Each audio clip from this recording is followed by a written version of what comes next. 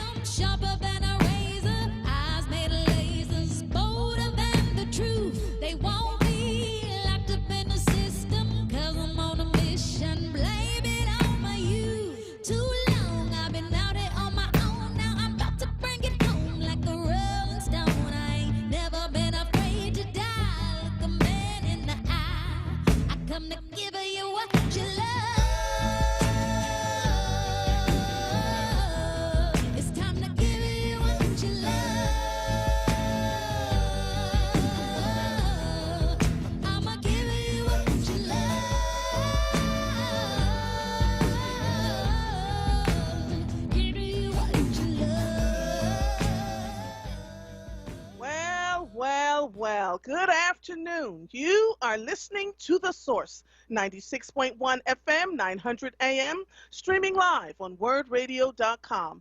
Follow us on all social media platforms at onWURD. 215-634-8065 is the number to call in. If you are hearing the sound of my voice, I am Andrea Lawful Sanders, and I am your host on Mondays, Tuesdays, and Thursdays from 1 to 4 p.m. I am going to start the show today reading a couple of quotes around courage. Courageous leaders are those who would rather challenge what needs to change and pay the price than remain silent and slowly die inside. I'm going to read that again. Courageous leaders are those who would rather challenge what needs to change to be changed and pay the price than remain silent and slowly die inside. And again, Andy Stanley wrote this. Courage doesn't always roar. Sometimes courage is the quiet voice at the end of the day saying, I will try again tomorrow. Mary Ann Radmacher.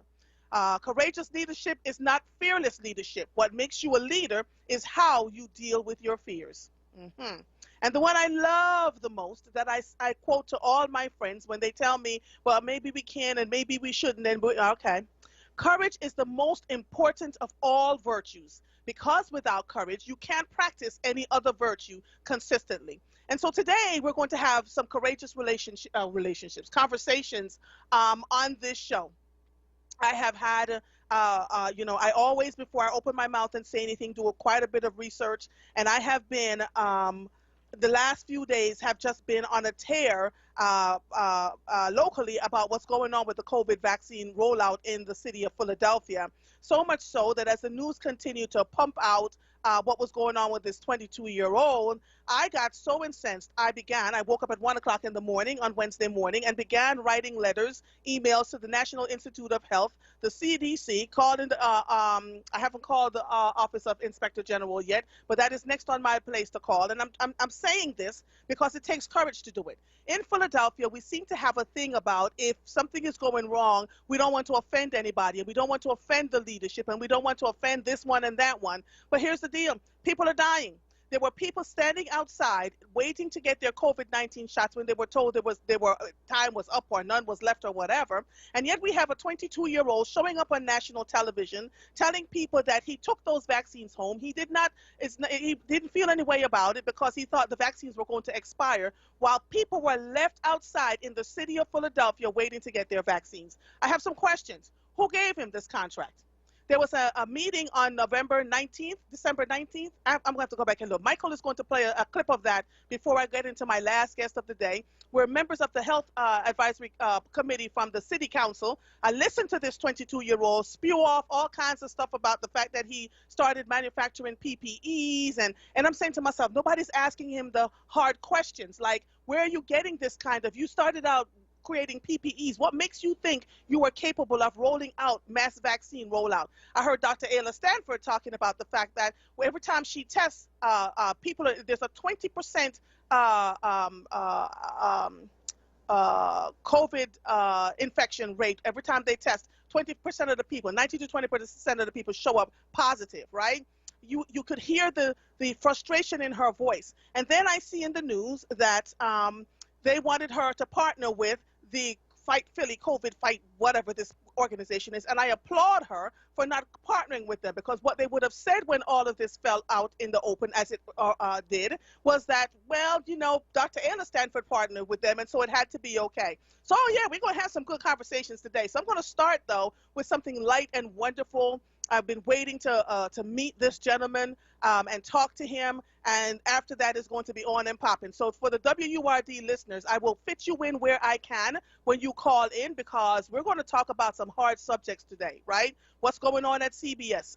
Thank you, CBS local affiliate station, for, this is the part I'm talking about, courage. They could have said no, but they opened the door and is allowing Manuel to come on and talk to us about what's happening locally and how they're feeling about the things that have been said about Yuki, Washington, and the toxic environment in media as it applies to Black and brown folks. So I'm going to talk to Manuel about that in a little bit.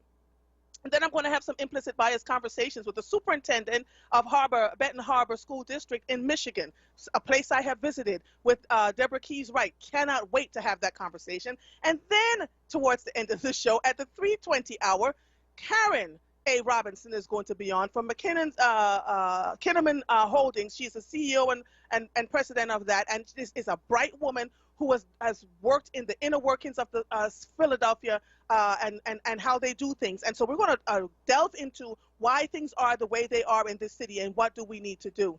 I got to tell you, based on the conversations that I have been seeing on the news, and I will read the response that I got from Dr. Farley's office.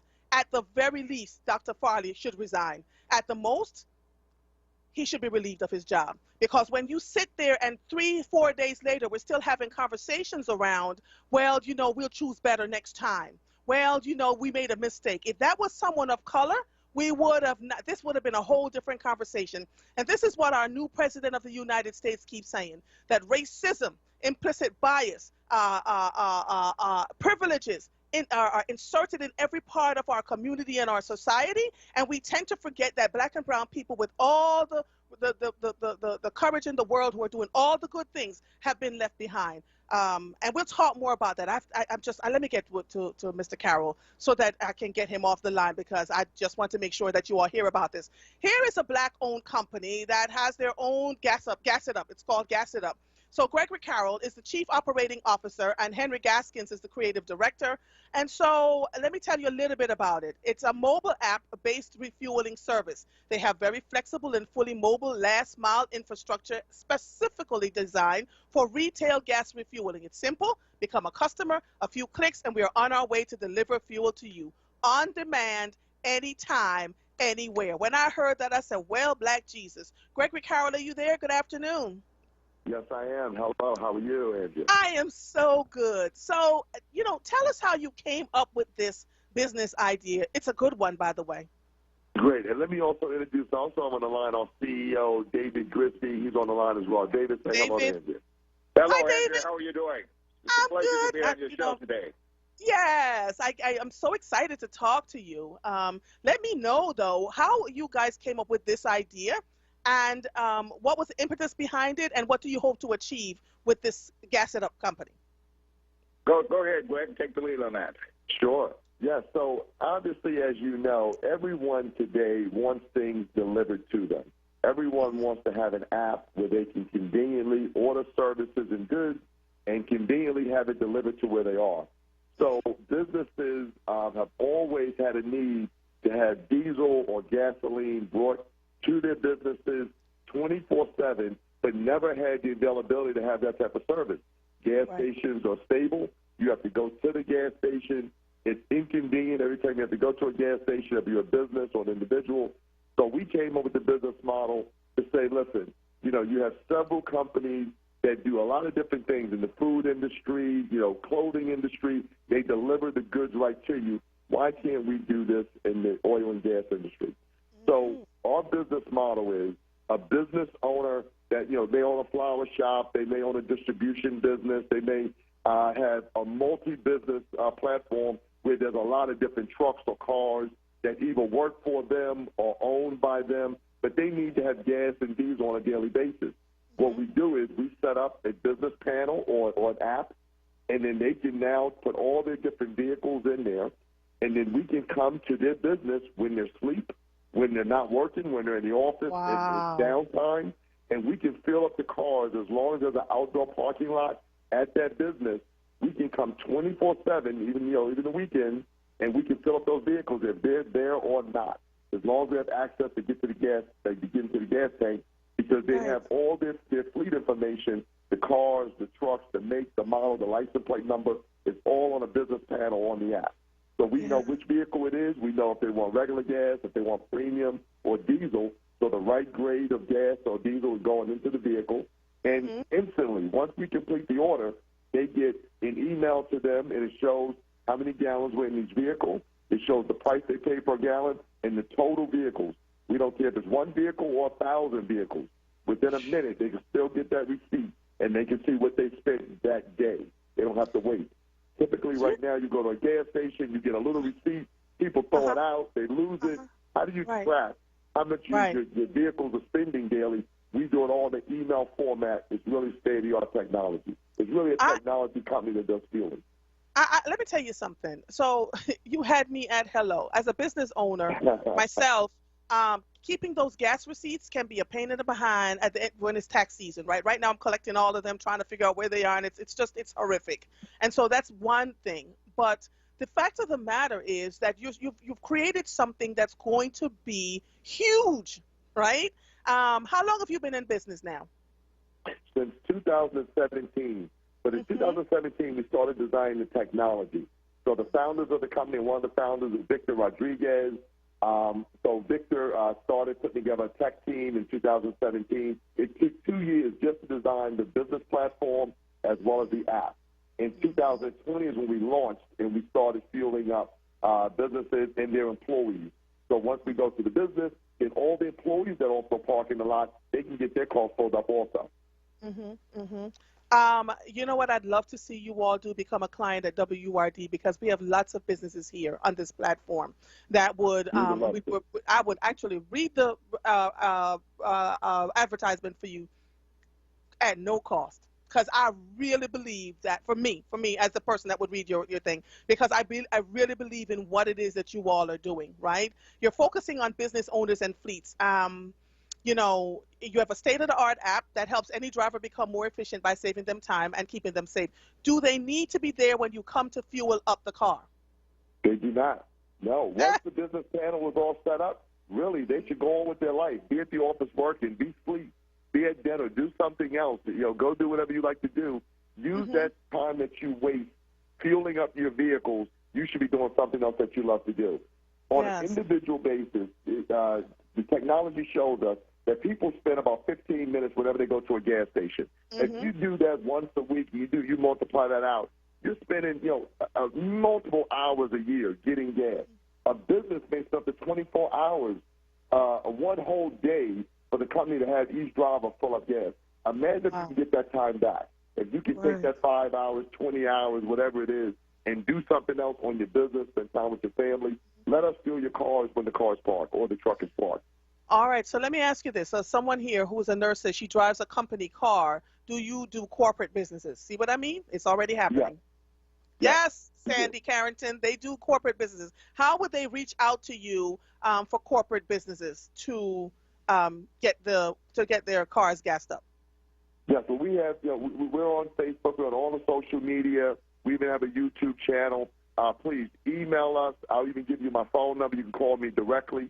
Okay. Please give us a call. We'll love to come out. We'll do a demo, even for you, Andrea. We'll come out, do a demo, show you the technology on the trucks, demo how we feel, how you get your receipt. I think you'll be very impressed when you see how it works.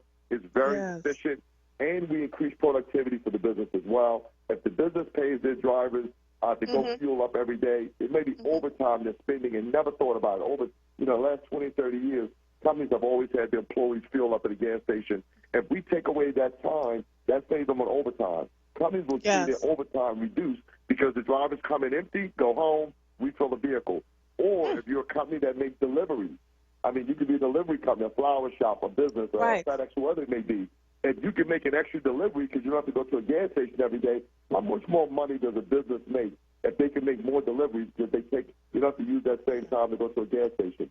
So I don't think you have to. Let me tell you something, Mr. Carroll. You had us at hello. I'm trying to tell you, there are people on the Facebook going, yes. So give me the email address. So I'm telling you, this show, people will start to reach out to you. I've seen it happen. So give me the email address that they can reach out to you so they can get started.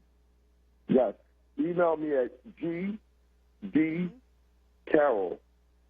Say that again. G what, Carroll? Say that again. Yep. gdcarroll. CARROLL at gasitup.com. All right. So spell the whole thing for me. It's G C A. D is in David. Carol. Okay. C is in cat. A is in apple. R is in Robert. R is in Robert. O is in orange. L is in Larry. L is in Larry. At gasitup.com. Gasitup.com. Okay. So, Michael, put this on the Facebook page for me, please. GBCarroll at gasitup.com. So tell us about your pricing. What is it based on? Yes. So our pricing is average pricing based on local gas station prices. So we buy from refinery, and then we really compete with the gas stations. So let's say if you're in West Philadelphia or North Philadelphia or Mount Airy, you know that you may have 5 or 6 or 7 gas stations all within a 5-mile radius, and they're all going to have different prices. But it's within pennies. There may be 10-cent difference between the low and the high, or maybe even 20 cents. What we do is we do an average price within an area so that we know. Some people say, wow, they may be a little bit cheaper than us. Some people might say, man, they're 2 cents higher. But remember, we're bringing it to you. So the business owner knows the time efficiency is where they save the money at. But it's very competitive pricing. You'll see that our pricing is very competitive with local gas station pricing. I love it. Andrea, if I could just interject something here quickly, because it's something that's on the minds of business owners and individuals, especially in this COVID environment. No one has to touch a dirty gas pump handle any longer. So when we fill them up, then that's one of the things that a company can promote. That is its safety feature for its employees. Yes. And we have research that showed that a dirty gas pump handle has as much as 15,000 different germs on it by comparison. And I don't think anybody's ever seen anybody out cleaning a dirty gas pump handle. So that is something that's going to stay with us even post-COVID. People are going to be very, very conscious about what they're touching. I absolutely agree with you. I had to fill up my gas tank the other day, and I put on the gloves and trying to figure it out, and it's cold outside. So between the cold weather, when it's too extremely hot outside, when we just don't have time, oftentimes I'm running to meetings, and I don't have time to put gas in my car. So for someone like me, oh my gosh, amazing. Or if I'm traveling to go work, to fly out to a client, I can leave my car at the airport, tell you exactly where it is, fill it up for me, you know? Those kinds of things are superb, and I sound like an advertisement for you, I swear. But I heard about your company and absolutely just fell in love with the idea and the concept. Are you a minority-owned business? Yes, that is correct. David's a good brother. Has been in business for decades. I also a minority, and the original founder, Victor Rodriguez, is Hispanic. So we're a minority-owned company and looking to do some good things in Philadelphia. We're hiring within the inner city. We want to hire drivers, CDL licensed drivers, hazmat license, and also in technology. We also look for the technology sector as well. Okay, call back to WURD and ask for Cedra Walton, and she will set you up so you can get advertising on the station so that you can find the drivers, find the people, because lots of black folk. This is a black-owned radio station, right? So they'll be able to let you know. Those folks will start to call you once you put that out there to let them know. I'm so super duper proud. Is this the first interview you've had about Gas It Up here? No, we've actually been featured on Fox News and ABC 6, Philadelphia Sun. So we're looking forward to getting as much exposure and meeting all the different outlets to be able to share the story to try and make it more efficient for the Philadelphia community. Yeah, and it's our first interview with your station. Yes, and that's what I'm asking, because if you want to market towards the black and brown folks, and we have the disposable income, and we want to support you, right? And to spread the word for other people. So I'm so glad to have you here. I cannot thank you both enough for joining us in your very first WURD interview. Please reach out and let me know how I can, or I'll reach out to you, Mr. Carroll, and find out how you can show me how it works, and then I'll let the WURD listeners know about that, okay, in the gassing of the car.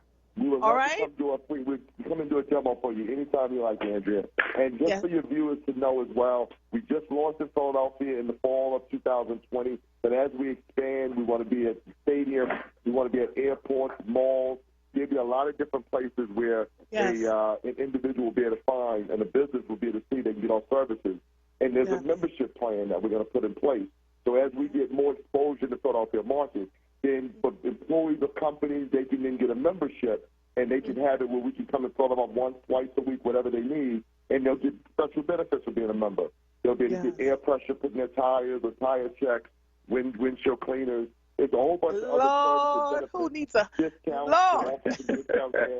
for members. So if you could see me on Facebook, I am over here having a whole hallelujah. What? Air in the tire? Windshield? What? This is amazing. I've got to take a quick break. Can you guys hold on for a second for me, please? One second. All right. Have you signed up for your Forward membership yet? Join Forward family today for access to special events, exclusive digital content, word swag, VIP invitations, discounts, and our printed newsletter, Word Press. Word values your support. We dedicate ourselves to providing the best news coverage for our listeners every step of the way. Please visit www.wordradio.com/forward, that is FORWURD, for more details. You are listening to The Source, 96.1 FM, 900 AM, streaming live on wordradio.com. Follow us on all social media platforms at onWURD. 215-634-8065 is a number to call in. I am Andrea Lawful Sanders, and we will be right back after these messages. Just one more step. You got it. You're doing great. This is the sound of a nationally ranked top rehabilitation hospital, home to the largest collection of robotics in the United States, where we continually exceed patient expectations, because no injury is too severe or too minor for our care. There you go. This is the sound of success. Moss Rehab. Challenge accepted. Buying something from a dealer just sounds a bit, well, put it like this. My cousin Ray Ray got arrested for buying something from a dealer. So why would you want to buy your car from a dealer? Hi, everybody. This is Nick inviting you to buy your next car from Jerry over at Cardex. See, they're not dealers. They're like a car concierge service. They design a car around you. Almost any make. If it's not on the lot, they'll go out and get it for you. So use my car concierge, where I've already bought 4 cars. Cardex at 116 East Glenside Avenue in Glenside, Pennsylvania. Check them out online at cardexinc.com. Or call Cardex at 215-886-3230. WURD Radio presents the following wellness tip to support our listeners with mindfulness and motivation as we continue to navigate the pandemic together. Hi, this is Halana, your resident health and wellness coach, with tips to help you stay well. We breathe every day and have been doing so since before we were born. But wait, let's think about this for a moment. Something as simple as breathing can enhance our health and well-being. When we breathe mindfully, we slow down, take deep breaths, and activate our parasympathetic system to relax our bodies. Mindful breathing goes like this. Number 1, find a comfortable place to sit still for a few minutes. Number 2, close your eyes and relax your hands on your thighs. Number 3, take a deep breath in and count to 3. Then exhale your breath and count to 3. Do this 5 times. We sometimes think mindful breathing has to be an intense experience, yet even just a few minutes a day can make a big difference. Go ahead and try it today. Stay well with WURD. Happy living. Stay well with WURD. Connect with us at wordradio.com. You're listening to The Source with Andrea Lawful Sanders on WURD Radio. Streaming live on wordradio.com and the WURD Radio app. Welcome back to The Source. If you're just joining us, I am on the line with the owners of this new company called Gas It Up. Mr. Carroll, and I can't give me the name of the other gentleman again, please, so I don't keep saying the other gentleman. Grigsby. Say that again, David please. Grigsby, our CEO. David? David Grigsby. Grigsby. Okay. Thank you. I just want to make sure, and Greg Carroll. Yes. I have 1 minute left with the both of you. This was a great interview. Tell people again, because they're asking, boy, they're saying it's a great concept. My husband he just texted me and said, what a great concept. And all I could see was his face going, I don't have to put gas in her car anymore. I don't have to. And then someone else texted me and said, it is a single woman's dream. Do you have any idea what you're onto right now? We're all losing it over here. Like, this is a great concept. So tell folks again, how can they reach you? Okay, again, you can reach us gasitup.com. Gas It Up is on all social media. They have a YouTube tab channel as well. Also, just so you know, Gas It Up, is trying to expand all throughout the Philadelphia region to be accessible for businesses and their employees to get filled up in their parking lots. We want to be at stadiums while you're at the game. You can get your gas, get your car filled up. We want to be at malls, the airports, also hospitals, first responders, essential workers. Very important people to us. They do a lot for the community. We would love to be at hospitals, to be able to fill up and help nurses and patients be able to get filled up while they're at hospitals. And when the schools and universities open up for the faculty, teachers, and the students, we would love to be able to be in the parking lots and fill up their vehicles as well. So we want to get a lot of different places where people can get fuel and get gas. But the business owners and their employees in their parking lots is where we want to make sure we take care of them right now in this midst of COVID, so they don't have to touch a dirty gas pump. And then, Andrea, the last comment that I would make is that we want to certainly know that we want to offer to a radio station the opportunity for a demonstration, have one of our trucks there. You can see how attractive they are. You can see the technology around the truck, but also we can fill up vehicles, and you guys get a first-hand experience. So that's what we'd like to offer. Thank you both so much. Greg Carroll and David Grigsby, thank you both so much from Gas It Up. It was a pleasure talking to the both of you, okay? Thank you for having us on the show. All right, bye-bye. Bye-bye. Thank you. All right, bye-bye. That was such a good interview. My husband was like, not. Let me take Prince. Prince, are you there? How are you, sir? I'm trying to find out how we can invest. Like, can we take I thought the same thing, Prince. I thought the same thing. Here I go. Are they publicly traded yet? Because can you imagine investing in something like this from the ground up? Yeah, because what I think is if I get into it with them now with about 50 grand, then AAA is going to try to buy them out. Yes. Because AAA is dead. You know what I mean? Yes. Right. So we need to put a group together, a financial group together, and see how we can partner with them. Yes. I mean, that's just my suggestion. I mean, I was so excited listening. I'm like, wait a minute. I got a couple of hours. We can, I know. My husband just said, maybe we can invest. Everybody's having a fit, right? And this is why I wanted them. When I heard about them the first time, it took me a few weeks to get them on the air, but this is the kind of stuff. Oh, Tracy Simmons said, let me in. Everybody wants to be in on this, right? This is the kind of stuff that I'm talking about that I want to put on the source, right? Give people great ideas, great business tips. These gentlemen said it took them 2 years to get the business model up and running, right? So that they can know what they were doing. They knew exactly who they were pushing their thing to, and it's an amazing thing. Like all I kept thinking was, I don't have to get out my driveway and fill up my car? No. Or put my poor husband out there and say, can you fill up my car for me, please? And I can't tell you how many times I've done that to him, Prince, poor thing. So what's going on, sir? Well, we get snow up here. So someone can get their car gassed up, and we can gas up some of our trucks with plows and stuff like that. Yes. And maybe take that extra 30 minutes or extra hour long to sleep. Yes. So, man, it's just that, so this is one of those interviews where we need to have a group meeting, a group financial meeting, to find out how deep people's pockets are and make sure we control the Philadelphia region. Yes. Yes. Agreed. But I wanted to just take a minute of your time to explain something, because I heard City Council this morning, and I was real disturbed because they were acting like bullies, as if they don't know the concept of Philadelphia politics.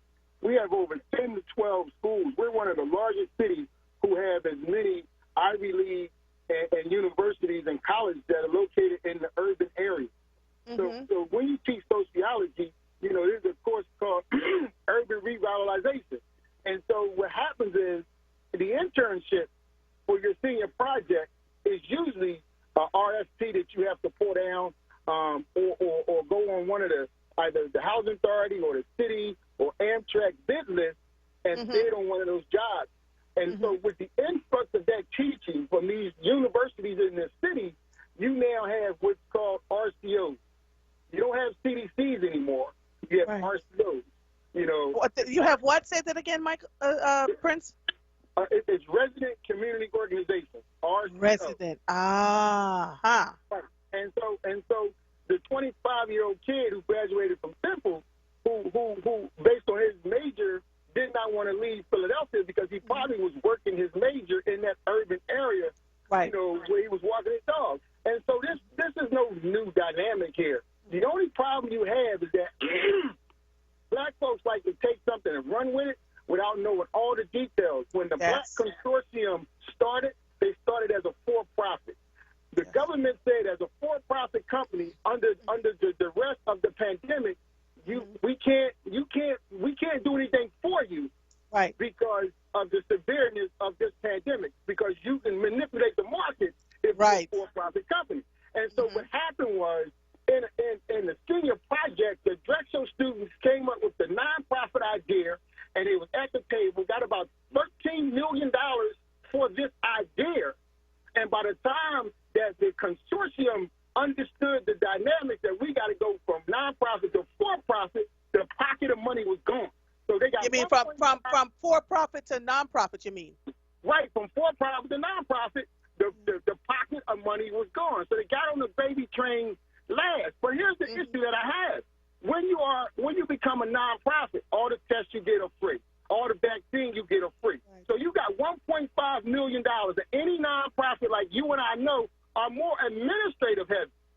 Right. Top heavy. So you got one. That's why you don't hear them complaining, because you got $1.5 million. Even if you spent $100,000 or $200,000 with the small people putting out the tables and getting the data and stuff like that, you were still able to pay doctors $80,000 to $90,000 to go in the black community and get such and such. So to be hard on these students when anybody in corporate America knows that your internship is coming from Westchester, it's coming from LaSalle, it's coming from Temple, it's coming from University of Penn, because you want them with okay. So all right. So here's my pushback, right? Because I'm hearing you and I get it, right? I get that they should have been nonprofits to start with, and that they will probably be behind the 8 ball. Here's my pushback. Those college students were not qualified to get that kind of money to do what they were doing. And it's very clear now when you look at all the things that are taking vaccines off site. People left outside waiting to go. And they went from nonprofit to for-profit and didn't tell the city. And then they changed their privacy laws. So what were their ultimate goals in all of this? See what I'm saying? Here, like anything, that's like giving my 22-year-old son $1 million, and he goes out and buys a Ferrari and decides to drive 100 miles an hour. Yeah, you're going to have those mistakes, but the fundamental issue is that the plan and the deliveries of the plan was in place. It's no different than when you give me a business plan and I take a look at it, or you give me a resume and I say, hire that person right there based on what they put on once I done hired you, and then once I'm paying you, then if you make mistakes, I gotta identify those mistakes. All I'm saying is that it makes the city look bad. It makes city council look bad because they don't have adequate oversight on none of this money that they approved inside of a budget. They gave him $13 million. 22-year-old who last in the beginning of 2020 was on the news saying he was bored at home. Couldn't figure out what to do. So he started the PPEs. And that's the thing when we talk about money, making money on top of money. There is no way, if city council was asking the kinds of questions that they needed to ask, because now everybody's being reactive and everybody's fussing and huffing and carrying on, right? But if everybody had asked the questions like, who is going to be running all of this? How are who is on your team that has enough knowledge, right, to do this? There was a lot missing here, Prince. Right? And you make my point. No one has asked and answered those questions prior to. They are reactionary. But they should have been proactive. And this is how you know that they're squandering our tax dollars and wasting our money. And I'm going to give you a case in point, and I'm going to let you go. The congressman, Dwight Evans, spent $12 million to the city of Philadelphia, probably as a blessing because Kenny got elected in the 50th ward. But it went to the Commerce Department. The Commerce Department had allocated that money only for gyms and restaurants in the Northwest area. Or throughout the city, but in the Northwest area, primarily, and in the Northwest, you have the Croc Center, you got Planet Fitness, and you got the YMCA. Them only three gyms you got in Northwest. Isaiah, check this out. The restaurant title, all those stop and goes who put sit-down eatery tables inside of their stop and goes were considered restaurants. And they got part of that $12 million for those stop and goes in the Northwest area because they contribute to the politicians' campaign. And I'm going to tell you how pathetic that is. The fresh grocer that the people ran up in and tore up won't be available for grocery shopping until sometime in the spring. So don't you think you should have took $2, $3, $4 million and rebuilt that fresh grocer so people can go there and get groceries? No. Now they're only at the behest of those corner stores who now cut out a block out of their window and service you through the window. You don't even go inside the store no more. Right. How pathetic is that? And this is how they treat us in the city of Philadelphia, and this is politician-driven. Politician-driven. And I'm going to with you. And thank you, Prince. I appreciate it, man. I absolutely appreciate it. I'm telling you, it's I'm learning so much about the machinations of this city. And the more I learn, the more I understand there's more I need to learn because there's something going on here. I likened it to a shell game. Everybody's doing a little shell game. If we do this over here and do that over there, maybe people won't know and people won't ask the questions, and we need to cut that out. All right, right now we have Manuel Smith, managing editor at CBS Philly, KYW3 TV. Hi, Manuel. How are you? Well, I was just talking to another person, Marva, who's the director of diversity at the company. But Andrea, good to be with you today. Good job. I love to hear that. I was listening to the brother though, man. I love hearing that passion, man. I love. Listen. That's what I live for. Yeah, because we were looking at listening to the video, the recording from the meeting that they had in December and November 19th with City Council with their committee members, and I listened to this 22-year-old have a conversation about all of this, and I'm listening for the questions like, what makes you qualified to do this?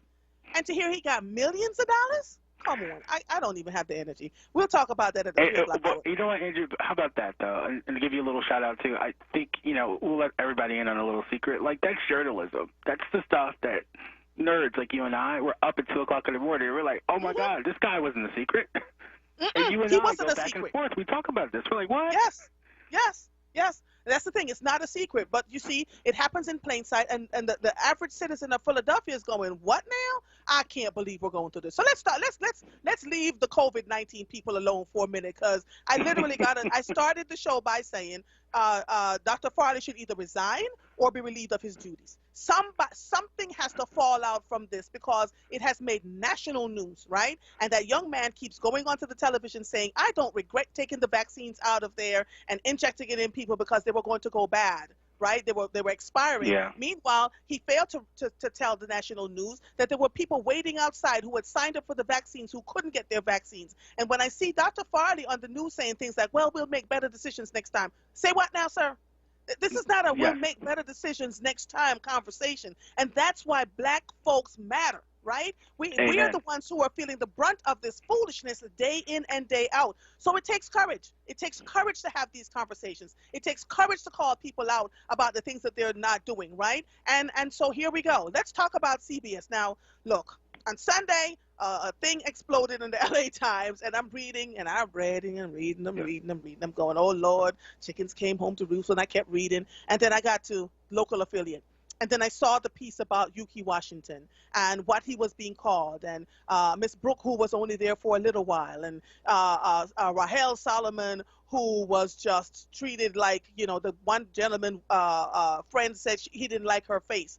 And then I remembered at my dinner table, Manny, someone who worked for another television station, not going to name the station, who was treated very similarly and ended up being pushed out, right, of color. Yeah.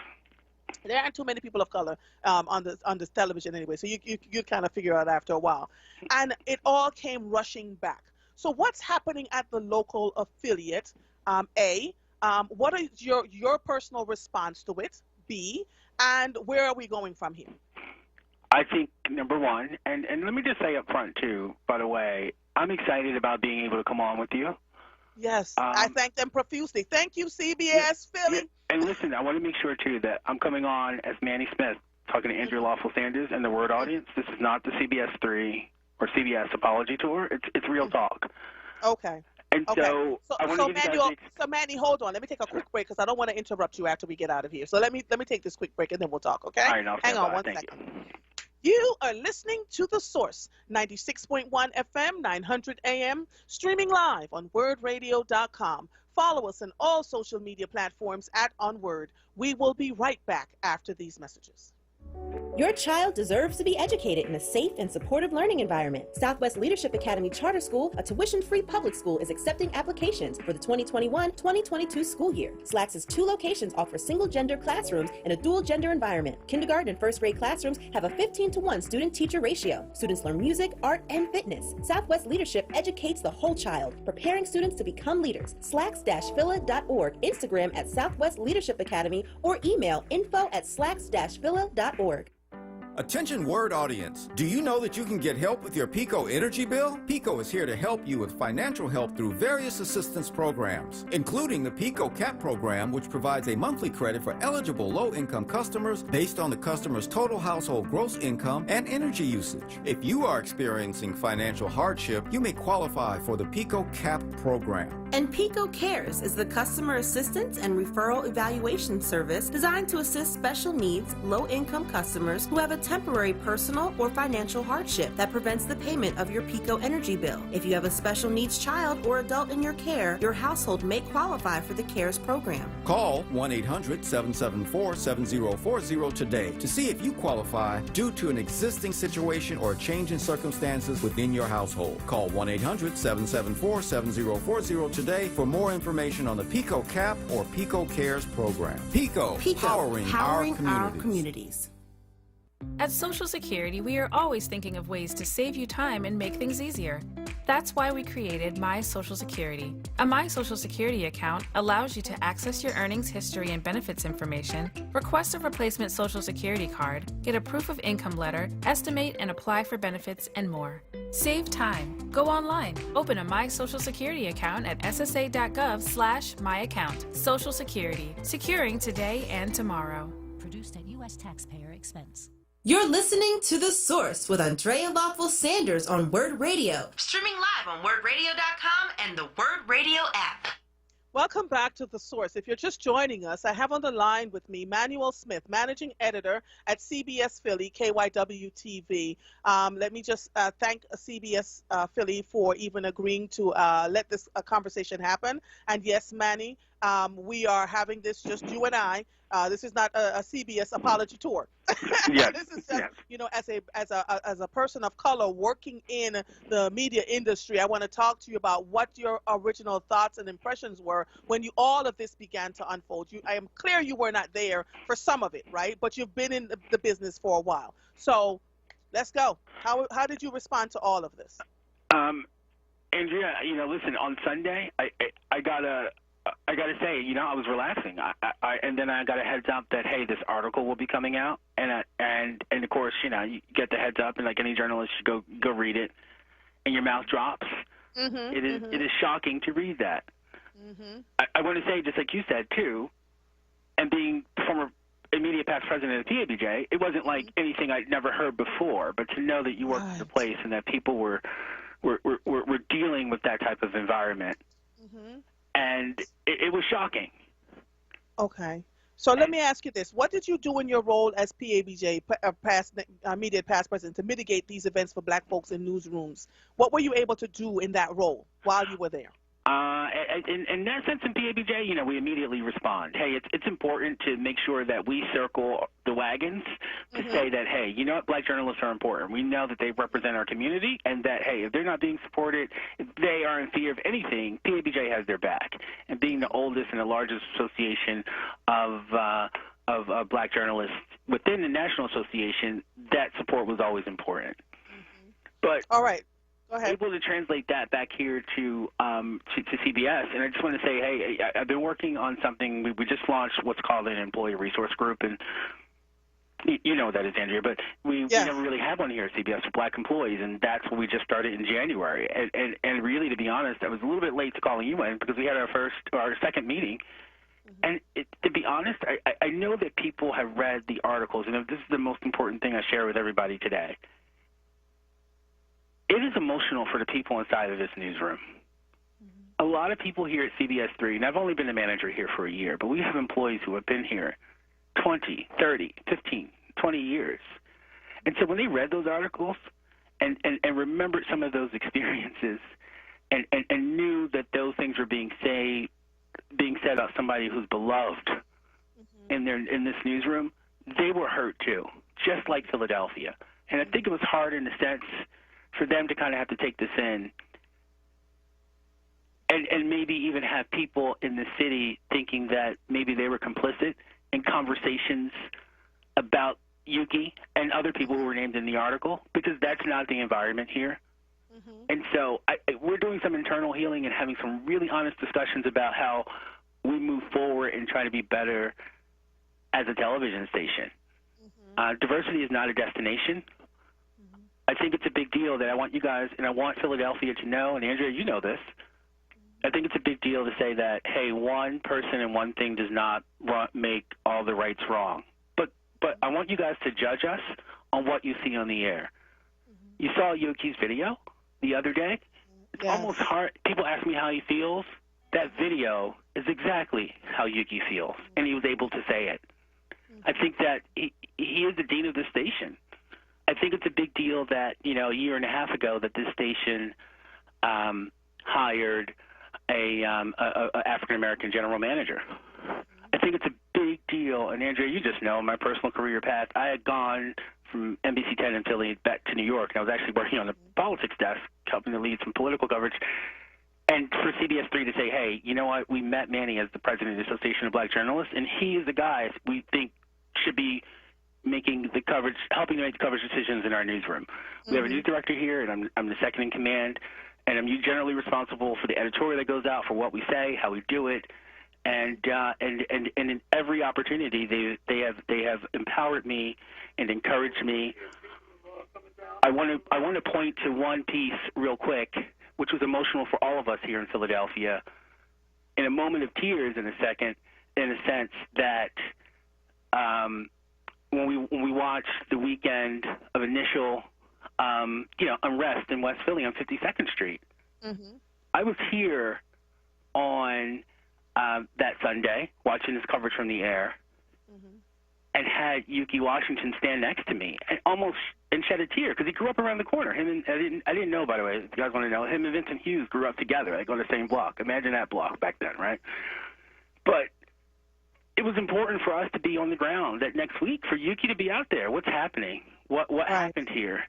Right. What's the impact? And those are the small decisions that we make every day that we hope serves Philadelphia, that we bring context to that coverage. We are proud of that. We are proud of special things. I could go on and on about it.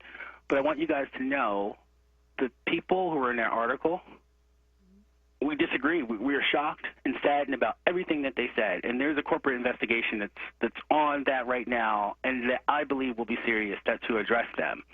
Okay. But for people here in Philly, please judge us. Please believe us what you see on the air.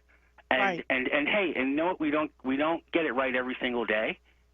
But me, to the WURD audience, I want you guys to know that there is a brother, a hometown guy who is here as part of the coverage. And hey, you know what? If you got to send me a mean email because you didn't like what you see, send it. If you see something you like, send it. That's what we're about every day. So I don't think folks are,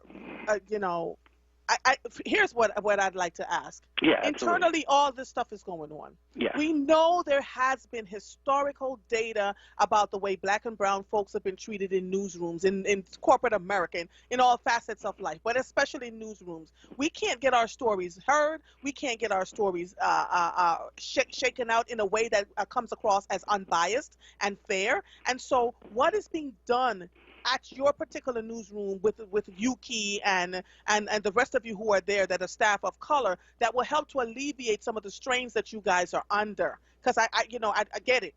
They're going to make some changes, but this is not an easy walk. As a journalist myself, I've seen and I've heard some things, right? Yeah. So what is going to change now at the local CBS affiliate? I know they're doing stuff at the corporate level, and we don't know if these two men are going to survive this. Based on the information that has come forth from black and white people, right? Because women seem to have been going through some things too. So what are you doing at the local CBS affiliate to work on what is considered the toxicity in the newsroom as it applies to black and brown folks? So in a sense, and I want to mention in a sense, I've been here a year. And so those conversations that had, and people who just know me personally, I've never heard those conversations here. And I wouldn't stand here or stay here if that were the conversations that were going on. And so, again, these are two people. One of them did work here a while ago, but those are not the conversations, and that's not the way people here generally feel like Yuki or anybody else or any other person. And so, number one, I want to say that that's not the tone that we have here now. Every day, we have to push to get the story coverage right.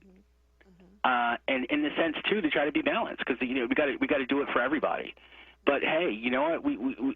I think, here's what I want to say. There's a commitment from the corporate, from Viacom CBS folks, to Yuki, number one. You guys saw that with the ad campaign reinforced by that yesterday. You see a reinforcement to the people who are in management. I know that there will be some announcements about some other hires that we will continue to make in the future, and they're serious about the engagement. I'm not here giving you talking points. We are serious about engaging and about being better every single day. I don't want to say that, hey, man, yes, we've launched a new series, Justice and Understanding, but that's not the single answer to it. We've hired, two recent African-American reporters, Alicia Reed and Howard Monroe, again, but that's not the answer to this entire issue. What I can say is that we're trying to get better, and that I truly believe that Viacom CBS is serious about making things better for people internally and for our community externally. Okay, so here is a bit of advice that I'm going to offer them. They can take it or tell me to go suck salt. I'm writing it down right now. When they hire reporters, because we've seen reporters come and go because of the way they've been treated. They may not sound the right way, or their hair might not be seen as, palatable for, find people to mentor them and hold on to them. Because whenever you find yourself looking like a revolving door, and it's the black and brown people that are consistently revolving through the door, no matter what we say, people are not going to believe it. So, let's just work on what this would look like over long term to make sure that, so now we have 2 new African-American reporters there. Let's see how they are treated. Give them some mentorship, right? Either at the PABJ level, but also in that newsroom, so that they feel like somebody can say to them, look, I've been here for X amount of years. I'd like to be able to mentor you, and mean that thing, okay? Because the way things are going in this country right now, we've got to get better all the way around. Does that make sense? If there's one thing, and you were absolutely right on that, if I can leave something to empower people here in the audience, listen, these newsrooms have got to get better. I hope I'm part of that. I know you're part of that, and the work that WURD does. What we need is the audience feeding back. If you guys see people you like and you see people you're doing the work, be vocal about it. Write that email. Right. Go on the social media page and say, I like that. And when you don't like it, be vocal. Say, I don't like that. I remember I got an email that sometimes you don't get it right in coverage. I remember getting an email from a known community leader when we were doing the George Floyd coverage. And she's like, Manny, how many times are you going to keep showing that video? I get traumatized every time I see it. And you know what? It was a point I had to remember as a viewer. Like, hey guys, we need to trim back on that. And there wasn't any resistance to it here, but sometimes you got to say on behalf of the people, hey, we don't want to see that. We need to see more of this. It's important. I agree. Manuel Smith, Managing Editor at CBS Philly KYW TV. Thank you so much for being on the air with us, and thank you for being transparent, and thank your bosses over there for allowing you to do this with us. No today, problem. okay? Thanks for me. I'll have to come back again, Andrew. Yes, please do. All right, talk soon. Bye-bye. You are listening to The Source. I know I have 2 callers on the line. I will take you when I come back right after the commercial, and then I have to go into my next guest for the livelihood segment. 96.1 FM, 900 AM, streaming live on WURDradio.com. Follow us on all social media platforms at onWURD. 215-634-8065 is the number to call in. We will be right back after these messages. Enterprise Exterminators, located 4943 Wayne Avenue, specializing in lantern flies, termites, bed bugs, fleas, mice, and roaches. Do-it-yourself kits are available. Call now, 215-849-7070. Clark Roofing Company has over 30 years of quality roofing experience, providing exceptional customer service, honesty, and professionalism. Clark Roofing is a second-generation master roofer, installing top-quality roofing systems for commercial and residential properties across the tri-state area. For fast, dependable service, call 215-365-ROOF. That's 215-365-7663.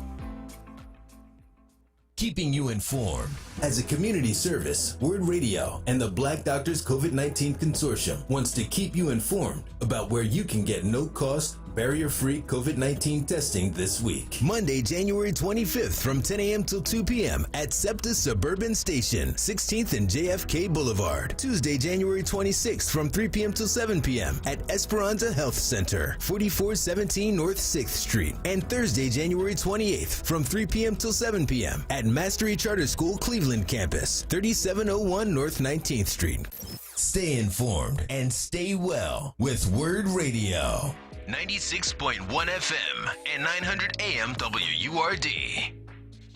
Jobs, Entrepreneurship opportunities, small business resources, and financial literacy. livelihood.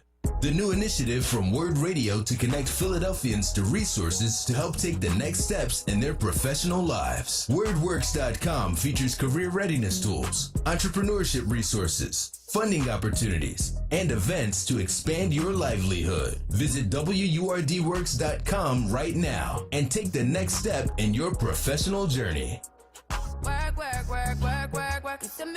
Livelihood is supported by the Nightland Fest's Local News Transformation Fund, Borealis Philanthropies Racial Equity and Journalism Fund, and the Solutions Journalism Network.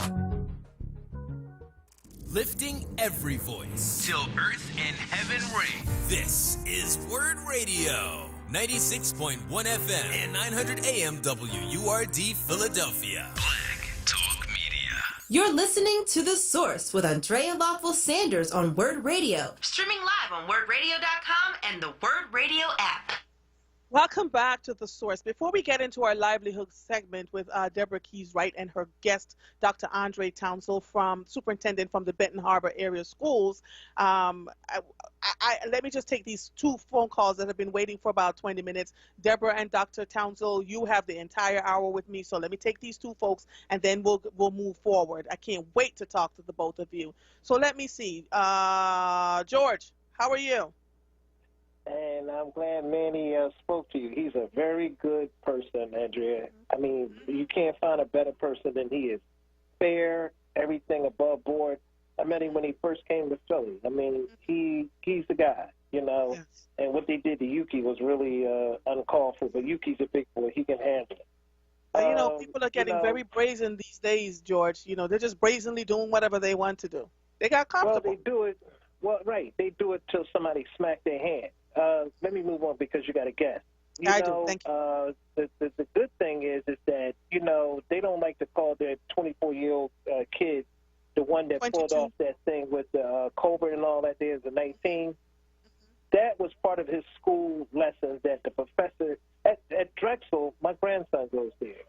And that's all they do. Them IT kids, they come up with all kinds of stuff. That's only the tip of the iceberg of how many kids put in proposals and win them. The city, you got to realize, they don't call you in for an interview. They don't call and see you. It's about who has the best thing on paper. And if you look at Drexel, Penn, or any of them other schools, those kids get their oodles and noodles money by writing proposals. They might write you a soundproof $1 million proposal, and you guaranteed to get the grant. Because they know how to write those proposals, but the proposal does not make you qualified, George, right? And so that's the part that I'm missing. Right. We're not saying that there, but the people you have overlooking the thing should be qualified to know and pick up on certain things. Exactly. The person that's in charge of all that there is a high school grad making 6 figures a year, okay? So don't blame the kids for getting it. And when they went to council, they didn't say one word. Now they all shocked. Oh, my God. But had they been black, they'd have been up for lethal injection. Those Negroes in there would have hung those kids out to dry. If you had a 20-something-year-old black kid was that smart, instead of praising them for how smart they are, they got past the IT that the city has, which we're supposed to have the best. But it proves that we have the worst. Which I wouldn't say that there because those kids are geniuses up at Drexel and Penn and all that there. Plus, they blaming his family for having money. It's what we call reverse racism, but you don't know how to play the race. But George, game. So all right, so let me stop, right? Let me just be very clear. We couldn't give a rat's behind over here whether he has money or not. What we're saying is the vetting process was not done properly. Had they vetted this properly, I'm pointing at the city health department and city council. I'm very clear about that. I am not even stuttering. I am incredibly clear who I'm pointing the fingers at, because I listened to that committee meeting that they had. They had a bunch of questions for Dr. Stanford, and this kid was like, well, and he had all his numbers, and he had a little graph, and he had a chart. And I was talking to Sharif El-Mekki yesterday on another radio show, and he says, Andrea, nonprofits start in this city with white folks sitting at a table with a white napkin, and they draw the line, put a diagram, and say, well, I want to do this, this, and this. They know all the avenues of where to go, and we'll end up with $1.2 million, while the black folks who have everything together, right, they make them come with a big binder of stuff and then still tell them no. Let's just call it what it is. It is racism, plain and simple. It's never about qualification or anything. It's about who you know, what you know, and what color you are. Man, George, but guess what? So here's the thing for me, and I love you to death, and I'm not fighting with you. Here's what I'm saying to you, though. People's lives are at stake, and who are the ones who are at the bottom of the barrel when this thing happened? The black and brown people, right? There were 19-year-olds and 85-year-olds standing outside the convention center waiting to get vaccines that they didn't get, but this 22-year-old took vaccines home because he said inside the convention center he was asking people who needed one, and he figured he didn't want it to expire, so he took it home and gave it to people. So this is what happens when you don't vet people properly, when it looks good on paper, but they're not qualified. I gotta go because I got these guests waiting for me. Love you, man. I'll catch up with you soon, okay? Mm-hmm. All right, bye-bye. I know, George. Call me back another time, honey, because I know we could talk about this. I wish I was on tomorrow. I wish I had time to be on tomorrow, but I have to go to a funeral because someone that I love died from COVID. You know that thing that y'all say is still not out here? Mm-hmm. All right, Maurice, quickly, honey, how are you? Well, you will hang up on me today, okay? I did not hang up. Look, I'm skipping the COVID because Prince and George have handled that, okay? Yes. You've seen the clown show today. You seen the real Michelle Parker. You see how she talks on TV. Sound like she just walked out of a bar. But look, let me get to the main point here. I'm talking about the police commissioner. Now everybody wants to fire her. Yes, I know. Listen to me. I don't care if the police commissioner is a man, a woman, or purple or green. All I want them to do is do the job. Okay? When they looked at her resume, it didn't fit the case for Philadelphia. She comes from a small police force. We have a large police force.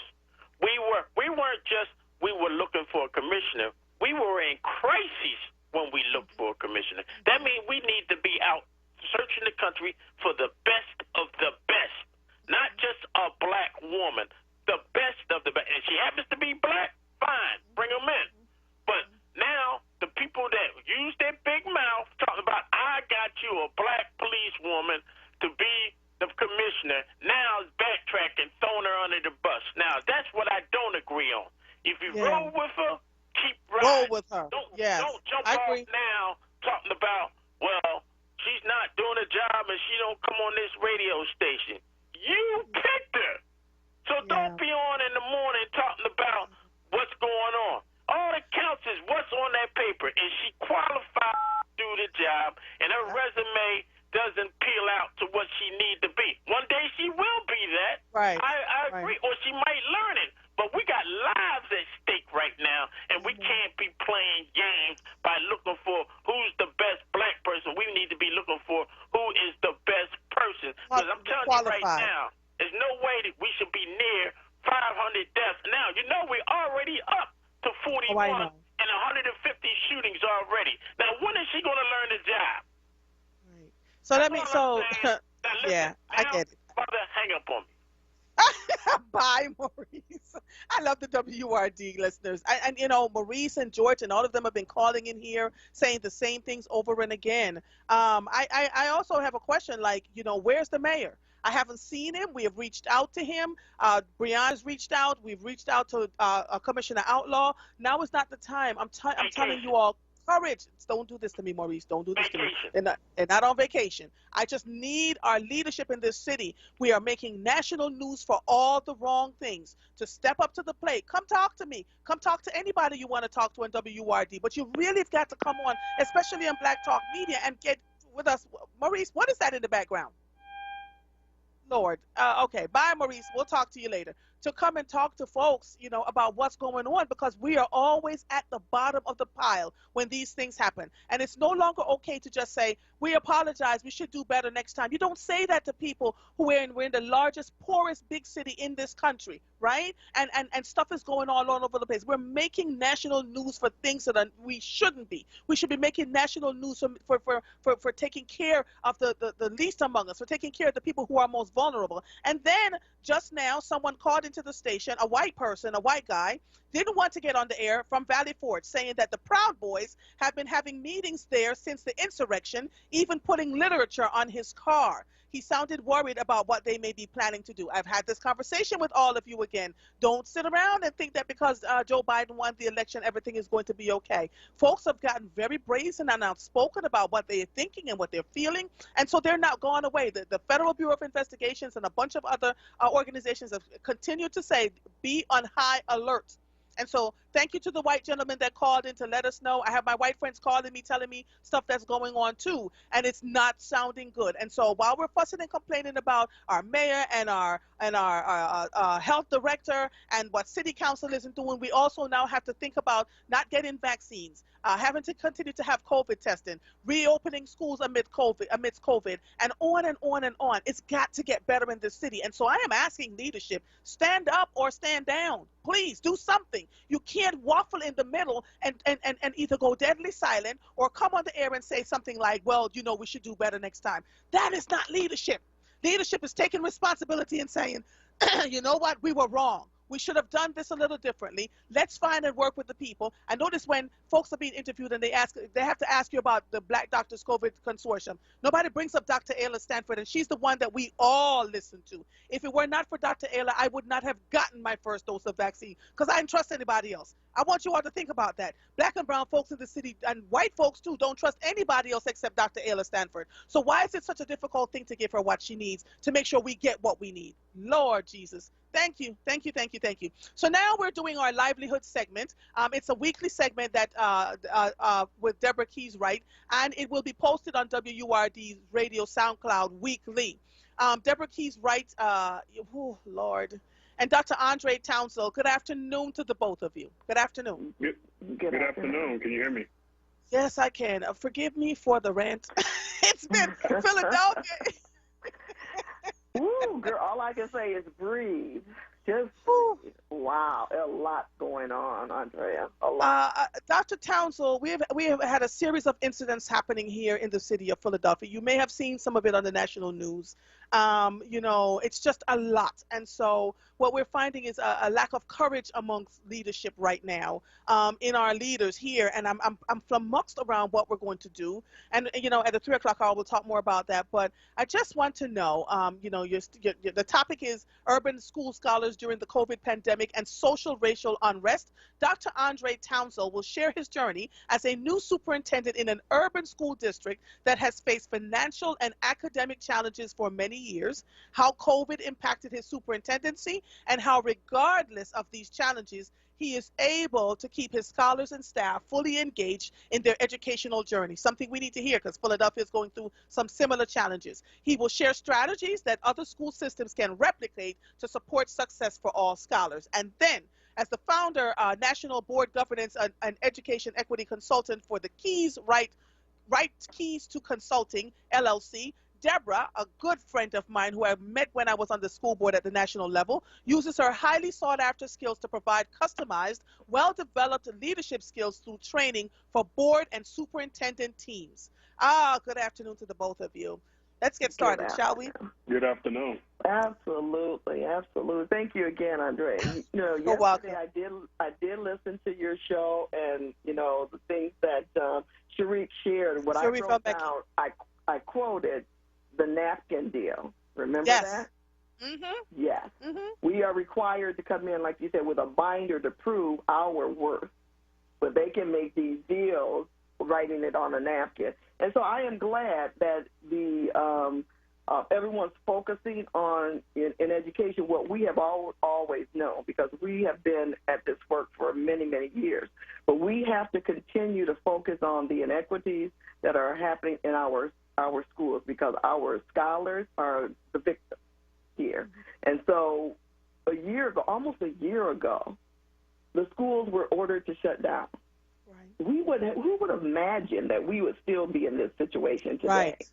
Mm-hmm. You know, and so of course all the conversations at the board level with educators and superintendents, how do we get the kids? Everyone wants kids back to school, and I think that is something we can agree on. We do want kids should be in school, and that's a hard stop right there. Now, how do we get them there safely? Because even though it's a pandemic, schools are still required to ensure that it is a safe learning environment. COVID is one of those things. It's not safe. So they still have to have the best plan to get kids back in. Yes, this is a life or death decision that they have to make, which, you know, with very little or no assistance from the federal government, the local level, they have to figure this out. You know, and that is very unfair, but they're doing the best they can. I really do believe that. I believe the teachers are really doing the best they can. You know, when I talk to board members, and I just have to remind them, don't ever utter these words that I have heard them say, that our students are not learning. I would just think about that. That is like a punch in the gut to a teacher. You know, what is really happening is they are learning differently because they don't have a choice. I would want to believe that teachers are doing the best they can. Do you have a few of them who maybe are not, okay, but we're not going to put the focus on the little dots.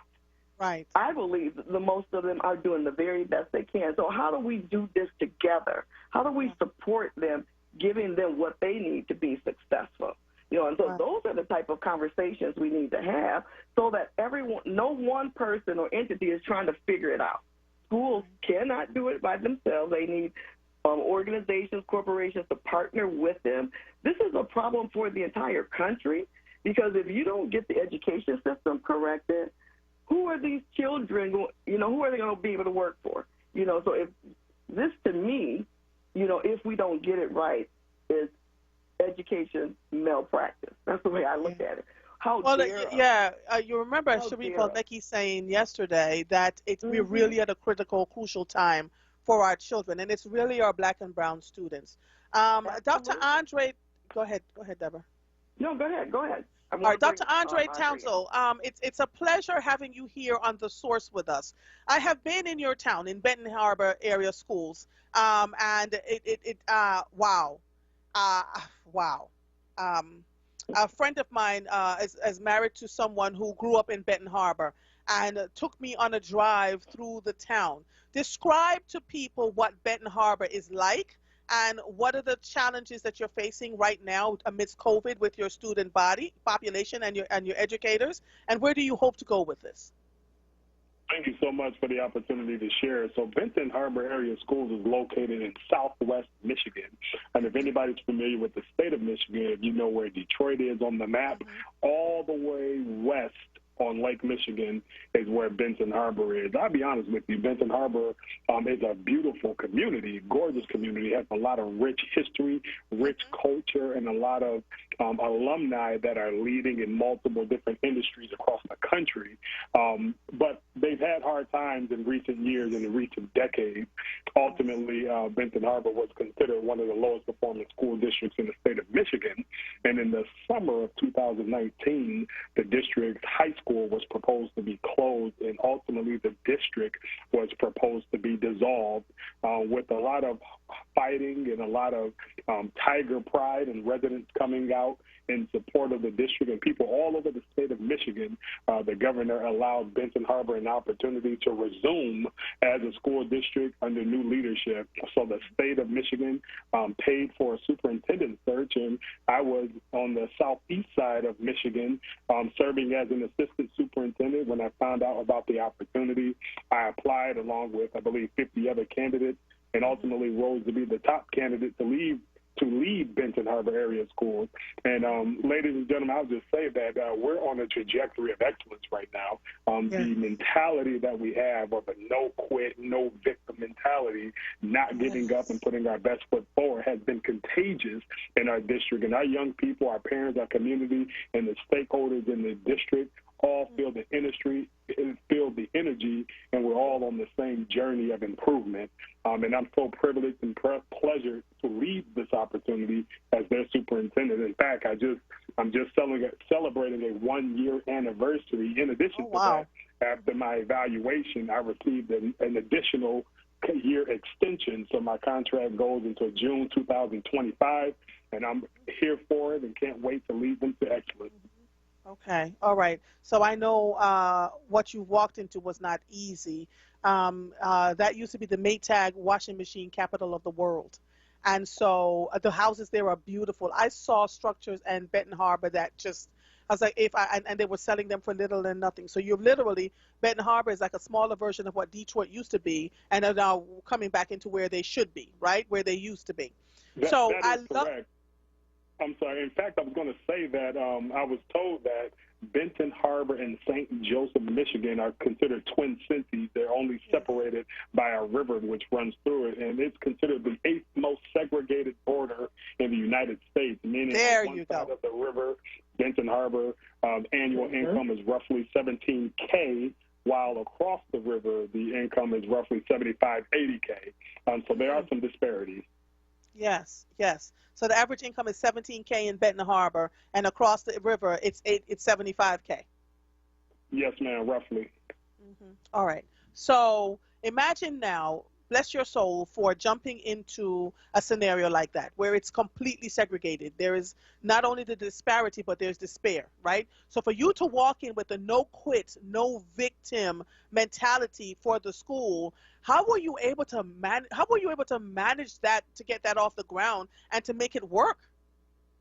That's a great question. I think the very first thing to do when you go into any difficult situation is you first have to have a positive mental outlook and always look at what it can be and not only what it was. When you have a mentality that our better days or best days are in front of us, you have things to work for, and that's sort of like the carrot or the motivation to go all in and let the chips fall where they may to see what the ultimate outcomes are. So with this type of mentality and energy that I come with, it attracts a certain type of educator that want to be a part of that team. And when you all come together putting the same philosophies in order, great things happen for kids. Right. So, have you had to make the hard choices of relieving some educators or transferring them if they didn't want to follow this? And I'm asking you this because right here in Philadelphia, we have some challenges. The superintendent is trying to is planning to reopen the schools after being out for almost a year for the K through second graders, and where there's a concern that the teachers need to be vaccinated, the buildings are run down, they're working on, they've worked on the asbestos, we've had asbestos in the buildings, some of the, no toilet, just all kinds of things going on. And so on this show, we focus on the good things that are coming out of the Philadelphia School District, and not really so much on the not so good stuff. But have you had to relieve some folks who didn't want to believe what you were saying, who were sitting in that situation for so long they thought, well, it's never going to change? Well, how do you motivate or move folks out? How does that work? Great. So first and foremost, I believe in just straight up accountability and evaluation. If we put something in place that everyone is expected to do, and if you decide not to do, then it's up to you to decide whether you want to be on the team or not. By the grace of God, within this last year, I did not have to force anybody out of any opportunities. In fact, they decided they wanted to leave based on what they believed to be right or wrong on their own. Right. So, yeah, we definitely had to allocate resources and, move personnel to ensure we're doing what's right for kids, because my philosophy and my motto is students first, adult convenience second. And I preach that because it's all about the young people and the students. We're in the business of educating our young people, and the last thing you want to do is put the adults before the kids. Now, I'm not saying you don't take care of the adults. You set up if you have adults that are not happy to come and educate, then they're not going to give you the best productivity. So we have to ensure that the morale is right where it needs to be so they can continue to stay motivated and continue educating our kids. And that's what's happening. And we do have challenges here and there, but it's not significant enough to change the direction that we're going into. Right. I'm going to take a quick break, and when I come back, I have this question for you. Was the fact that you were a black person helpful to the students when they saw your face coming into that building, into the district? Was that something that was helpful to them, or did they find that to be a hindrance? I'm asking you that question for a purpose. Hold on one second. We'll be right back, okay? Copy. All right. Mm-hmm. All right. You are listening to The Source, 96.1 FM, 900 AM, streaming live on WURDradio.com. Follow us on all social media platforms at onWURD. 215-634-8065 is the number to call in. We will be right back after these messages. Are you tired of eating the same thing day after day? Is ordering takeout starting to get a little old? If so, then give Premium Nutrition Meals a try. With Premium Nutrition Meals, you get to select new entrees each week from several different menus, all chef-crafted, freshly prepared, and delivered right to your door. Just go to PremiumNutritionMeals.com to order to earn rewards today. WURD listeners receive $10 off orders of 6 meals or more. Enter code PREMIUMWURD at checkout.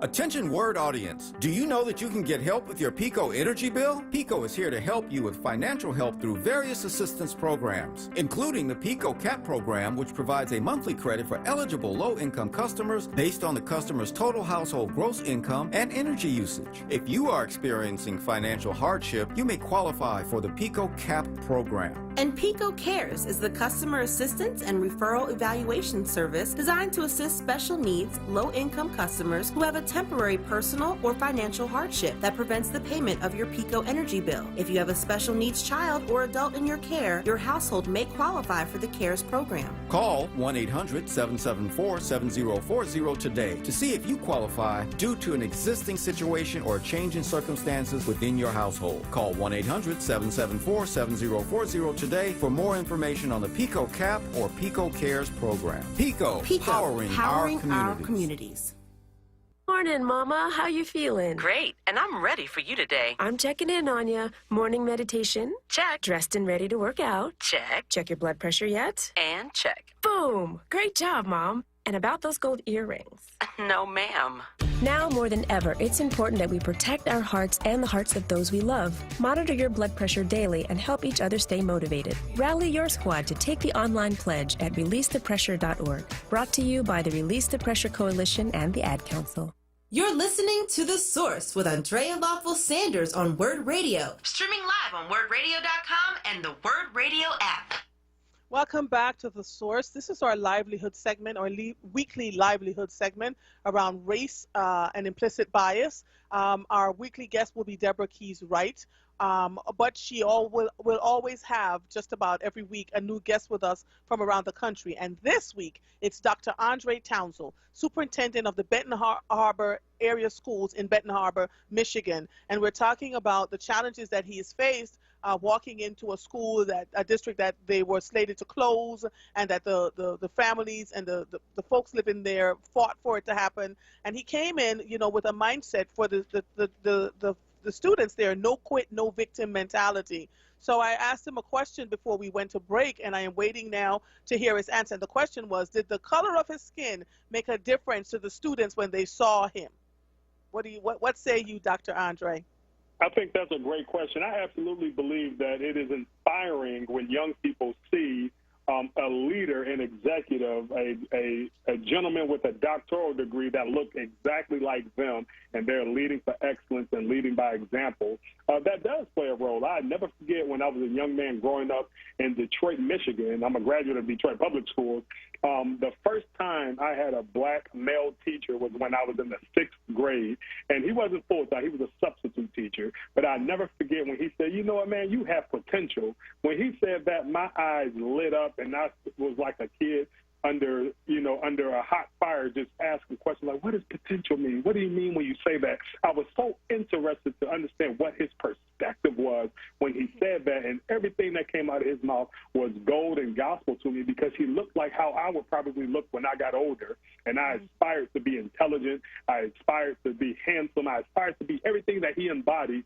So if that happened to me when I was a young person, I'm sure that it offers support and hope for our young people to say, hey, listen, this guy, is young, he's hip, he's cool, and he's educated, and he's powerful, and he's making things happen for us. So we're going to do what we can do to ensure that, we can go off into post-secondary opportunities, and hope that we keep black educators in the field of education. If you understand, black male superintendents, or black superintendents in general, I was told, makes up less than 5% of superintendents in the country. So I even know out of 500 or so superintendents in the state of Michigan, about less than 20 of us are black, and even more so black males.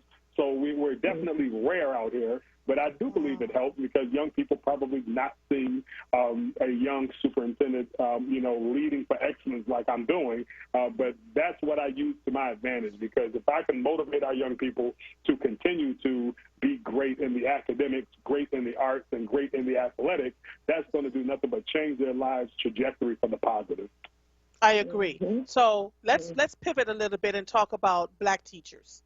Are you having the same challenges that we're having here in Philadelphia, finding black teachers to cover your schools?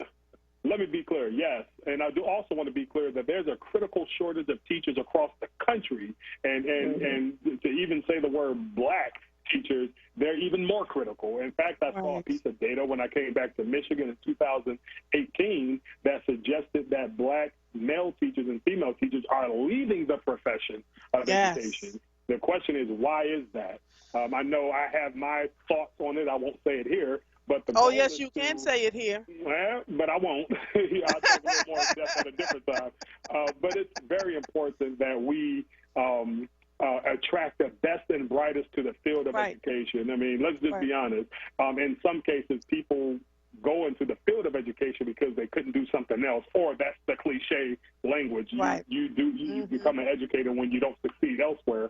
I want our young people, as we move forward, to choose the field of education. That's one thing I hope that I can inspire is to ensure that the profession looks good enough that people want to go into that industry. Everyone wants to be a CEO of a Fortune 500 company. Everyone wants to be a rapper. Everyone wants to be an athlete, and there's absolutely nothing wrong with that. I encourage them to go all in for that, but I also want them to want to be an educator at the highest level and give back to the community so we can continue to produce high-quality, productive citizens in our global society. Mm-hmm. Well, Andreas, if I could jump in there, I am so glad you did ask him the question about, the black teachers, because we have to make sure that we keep an eye on that's where the discussion at the board table should be. Mm-hmm. Yes, board members, they do not hire the teachers. They hire the superintendent, of course.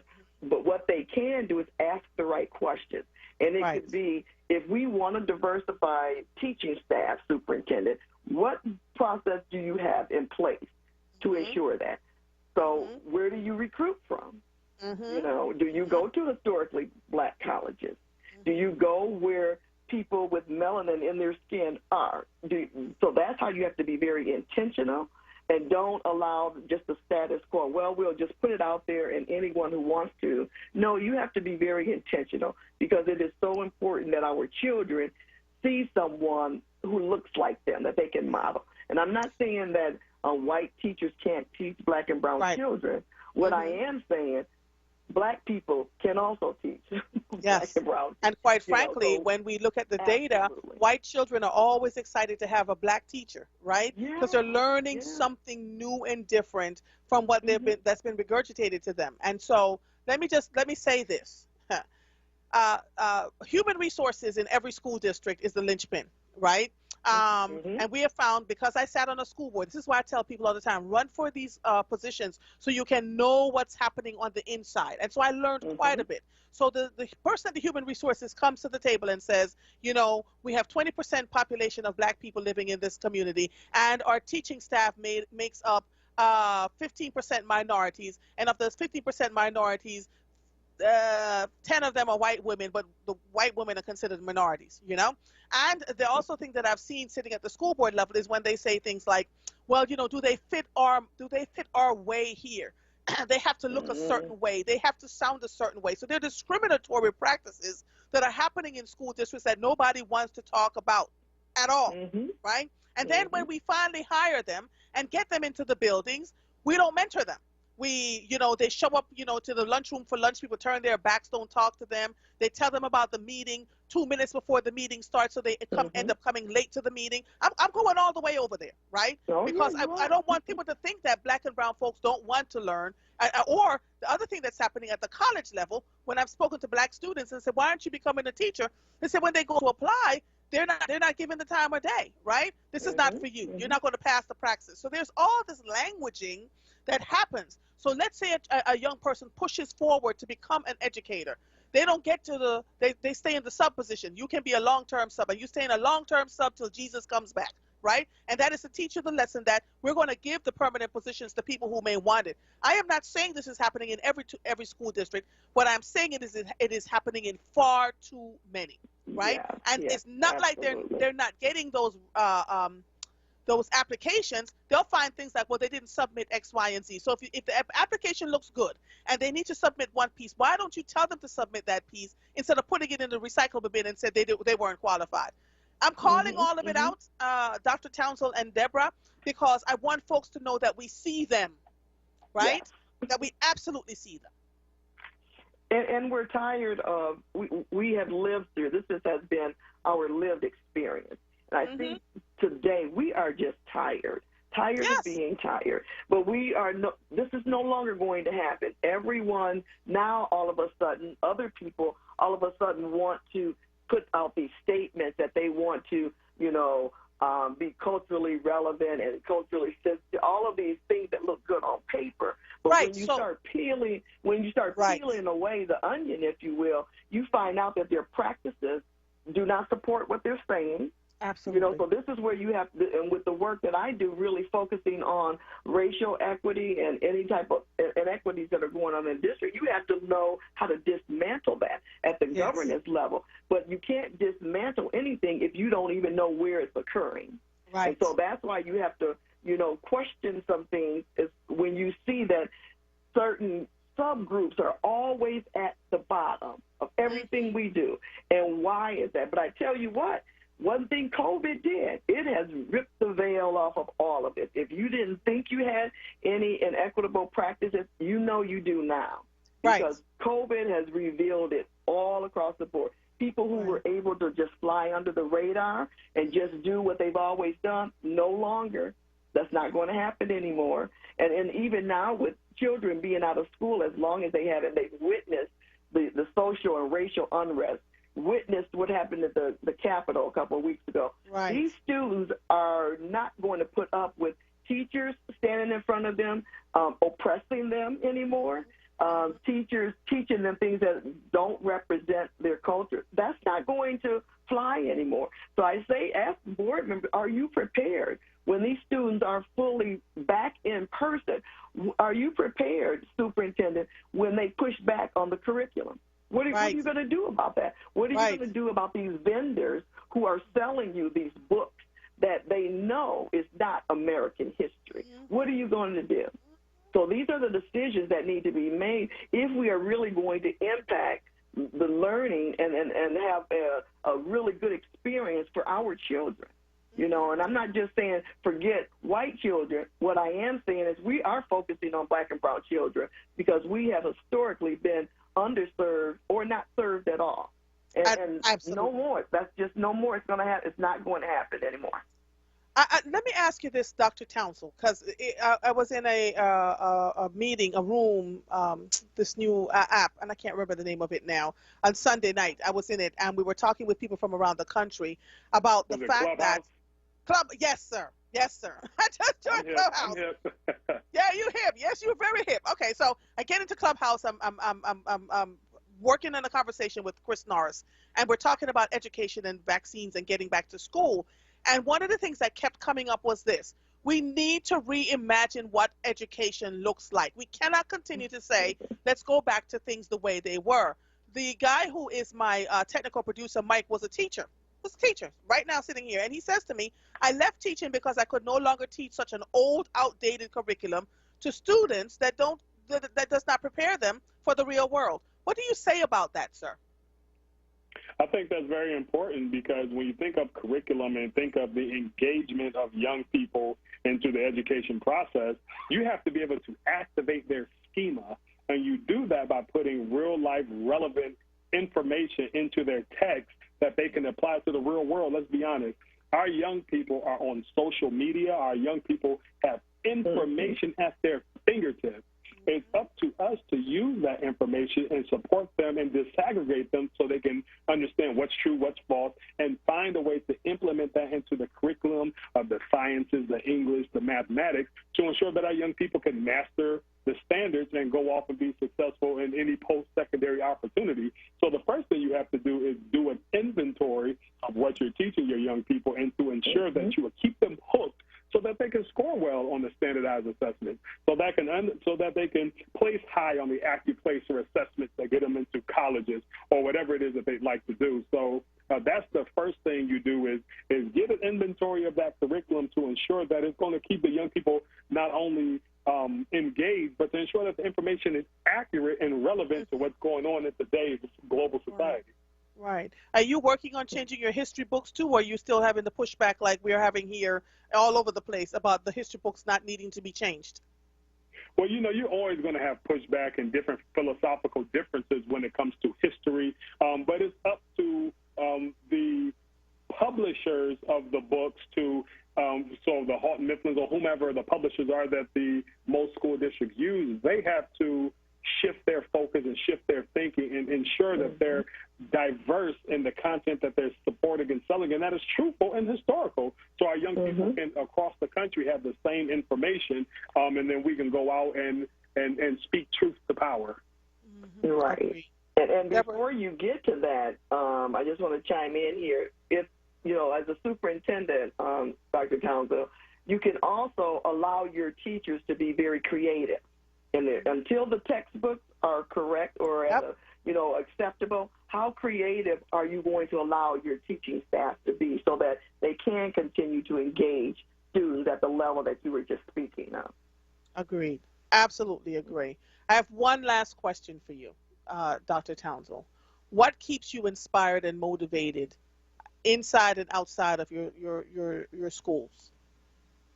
You know what keeps me inspired and motivated is the fact that you can get get better every single day. And when you understand that you're not in your prime or you're not in your final form or the best version of yourself, every day is a race to get to that best version. I know personally as a human being, I'm not in my best version as a human. So I work every day to focus on myself. And first it starts with this. I work harder on myself than I do on my job. So when I come into the job, I'm well-equipped, well-prepared, easily navigating that political landscape and understanding that a smooth sea never made a skilled sailor. All of those philosophies goes into the work. So when you do the work, you don't get distracted by the sidebar conversations. And then the young people, looking at our young people, where they are and where they can go. Listen, I get fired up every single day when I look into the eyes of our young boys and young girls and see doctors, see athletes, I see entertainers, I see presidents, I see vice presidents. I see some high-quality, high-level performing individuals, and it is my number one goal to ensure that they meet the goals they have set for themselves. Agreed. And it sounds to me like you're absolutely inspired. Deborah, any last words you want to do before we say goodbye? I wanted to just put in there, in your conversation with Dr. Townsend, you would have never known, Andrea, that he was hired February of 2020. When did COVID happen? And he never even said that. True. He started his first superintendency and COVID hit 30 days. Oh, my Lord. You would never know that by talking to him. That is true. That is Not true. at all. I came in fired up, and then the world changed, and I changed right along with it. I didn't make an excuse. I didn't tuck my head and say, I wasn't prepared for that. I went in there full tilt and knocked it out the park and can't wait for round 2. I love it. I absolutely love it. Thank you both so much. Dr. Andre Townsend, thank you for inspiring us and reminding us that we must pivot when things happen. Andrea, can I give information on where people can find me if they want to look up more? Because I share my journey. Absolutely. So if you're on Instagram, I'm found at Draytown, DRAETOWN. Also on Twitter, DRAETOWN. Or you can follow me on LinkedIn. It's just Dr. Andre Townsend, or probably just Andre Townsend, ANDRAETOWNSEL. Follow the journey, because I always post it out for the world to see. And guess what? I just found out that I was nominated for a Superintendent Communication Award, which is a national award.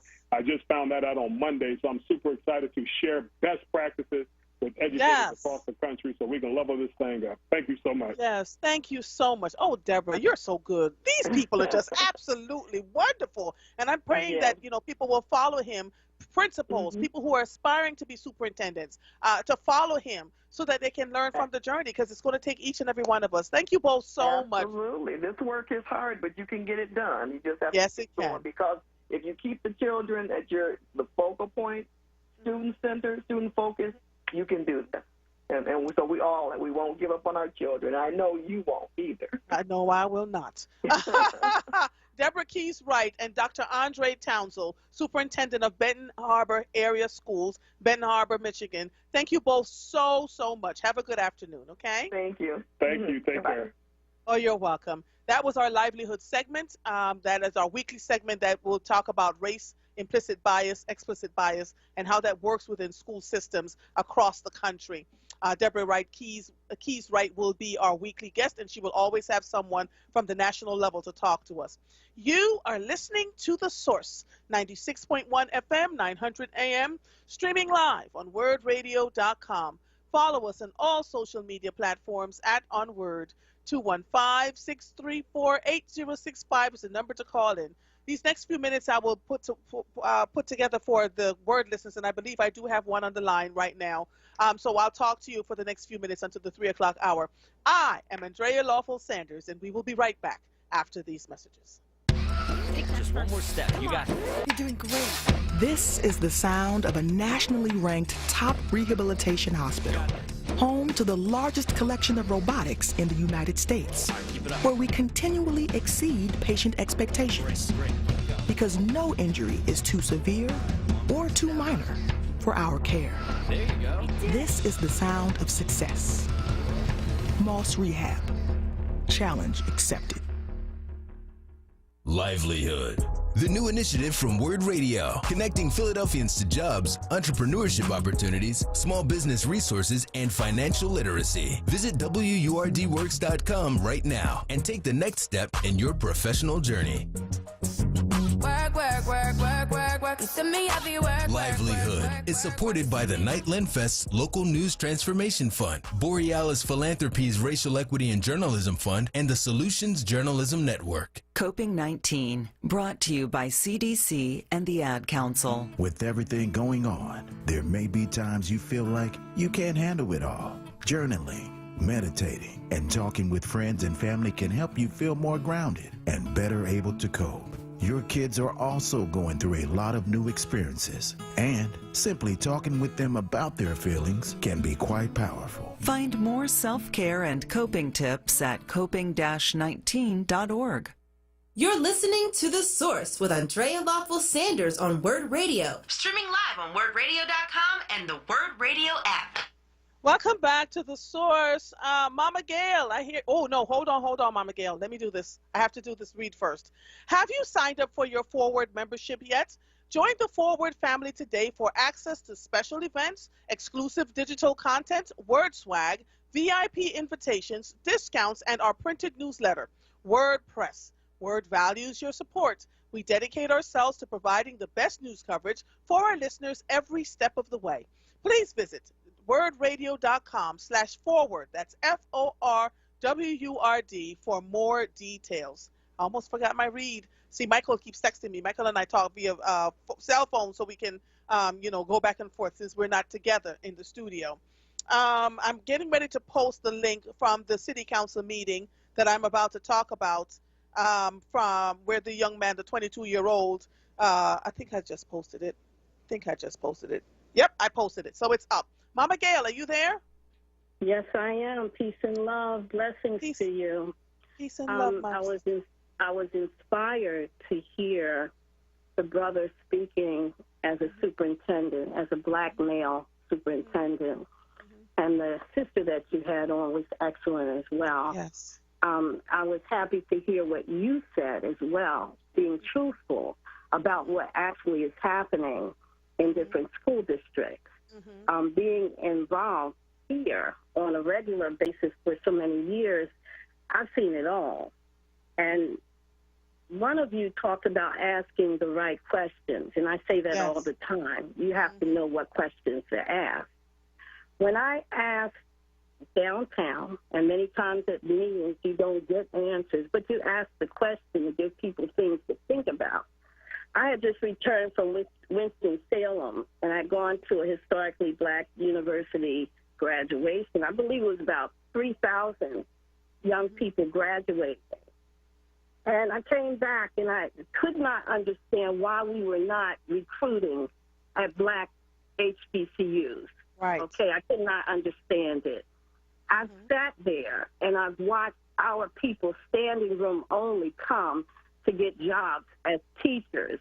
There was a program that they had in place where you could come, and it was a special program, but it was for a small group of people. And the room was standing room only. And I'm mentioning that because I had spoke to Dr. Haidt after that, and I was wondering why people had not been called back that were there. No, they couldn't get in the program. However, people I spoke to had never got a call back. You had people that wanted, black people, male, female, that wanted to teach in Philadelphia schools. And there was no communication, and it didn't make sense. I complained about the two young black people that they had in charge of the program and the way they questioned, the way they answered people. Too many times we have people in front of people that are talking to them that don't speak the language of Philadelphians. And they're brought in from other cities, from other states, or they used to live here, they came back. They still don't speak the same language. So I'm just saying, keep asking. This what you or the other elders said. Keep asking the right questions. Yes, we will. We will. And we also have to make them aware that we understand what they're doing. Sharif El-Mekki is doing a yeoman's job. He quit his job as a principal at Mastery Charter School so that he could start to work with black folks, black and brown folks, to make them educators, right? Especially black men that are just not showing up. They want to be. They want to be a part of it, but they're not giving. They're not given the opportunities, right, to shine and to get into these positions. One of the things that I have found out in doing my work that I've been doing as an implicit bias trainer is that oftentimes we have mostly 80% of the teaching population are white women, and they find them. They will always say. Some of them will say. A good percentage of them will say, we feel offended by the black folks that are teaching here, or I feel like the black man is going to hurt my feelings, or I feel frightened by him, or I don't feel safe. They use these words, right? Our words matter. And so they use the kind of language, which is why when school boards are hiring black and brown people, they want them to have a certain look. Can't have dreadlocks. You can't be too big. You can't wear certain like it's almost like they take away they strip away your complete identity so that you can fit into their way of doing things, instead of embracing the educators as they come through the door and saying, this is different, let's just figure out how we're going to work with this. The students need to see something different. But this is America. Everything has to be cookie cutter, right? And so this is why we consistently have these conversations and really push forward the knowledge that we cannot continue to do things as they were. I agree with you, Mama Gail. I absolutely do. Is there anything else you'd like to talk about? Yeah, well, real quick, when it comes to hiring, you have principals that have the authority to hire their staff. So you have 20. You have 440, the school district. You have people who have been contracted to hire people, and you have principals that are hiring on the spot at their schools. So we have different ways that things are going on that people need to know about. Yeah. Mama Gail, one of the things I do know we can't get is tired, right? We can slow down a little bit and take a deep breath and do some self-care. But, Sharif El-Mekki again said this. In the African villages, when you go to greet them, the first thing they ask you is, how are the children, right? Here in America, nobody asks, how are the children? It's, I need to have more stuff in my classroom. I need to have more funding. The buildings are falling apart. I want to apply to be a principal or a superintendent. No one is really asking, how are the children? And the children in America, especially in the urban settings, are literally on fire, right? When I call my Jamaican mother to talk to her, she'll say, how are my grandchildren? She don't ask me how I'm doing because we understand that the children are who is going to come behind to make sure that we continue to live and exist and thrive. If we don't take care of our children, what do we have left? And so other populations are doing it very well, making sure that their children get access to learn how to write grants and to go to some of the best schools, and their college educations are paid for. And we always seem to find ourselves behind the 8 ball, which is why public education is crucial. And we must stand up in the gap for those, even though it may feel like we're just constantly talking. We're literally taking away the rights, the inalienable rights of children who don't know that it's being taken away from them. All they know is that there's a bunch of adults around them and they're not getting what they need, and they feel like people don't care about them. So what do we do, Mama Gail? What do we do? Let me say this to you. We grab as many people as we can to assist that are ready to assist us, and we don't allow people to block our movement. Yes, Dr. Ackerman, bless her soul, said 2 things to me. She said, one thing she said was, everything in Philadelphia is about the adults. When it comes to education, she was talking about everything is about the adults. Nothing is about the children. That's what she said to me. One of the last things that she said to me was how racist Philadelphia was, that it was the most racist place she had ever been. So I'm saying to everybody, I keep saying, been saying for several years, it is our time. Yes. It is our time. God has put a halt to everything so you can see exactly what's going on. Yes. Wake up, open your eyes, and get busy doing what God sent each and every one of us to do. Those that are on purpose to do His will, do it. God bless you. Thank you for letting me talk. Peace and blessings. You're welcome, Mama Gail. Peace and blessings to you, too. Have a good one. Bye-bye. This just in. General Motors announces goal is to eliminate gas and diesel vehicles by 2035. All right? So GM CEO Mary Barra announced a bold plan to phase out gas and diesel-powered vehicles by 2035. The plan is part of a larger strategy to make the company carbon neutral by 2040. GM's plan aligns the automaker with regulations being put in place by states like California. California has mostly electrical vehicles, and I mean, I'm going back 2018 when I went to San Francisco and saw so many Priuses. There were electric vehicles everywhere. So they're trying to eliminate the carbon footprint here. And if you also notice, and I think I said this on the air some weeks ago, or maybe I didn't, or maybe I wrote it on my social media space. I did say it here on the air. Some weeks ago, in the middle of all the elections and everything that was going on, in the Arctic Circle, the temperature went up 100 degrees suddenly. 100 degrees suddenly. And that level of warmth created a shift in the atmosphere.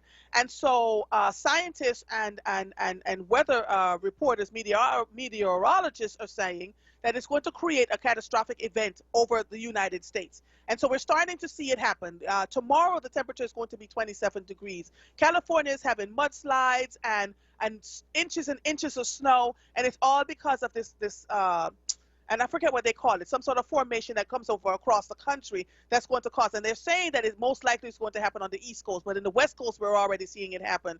Climate change is global warming is absolutely real, and climate change is something that we must pay attention to, and it's something that President Joe Biden is talking about. This was written by the Associated Press. Why we cannot wait any longer to address climate crisis.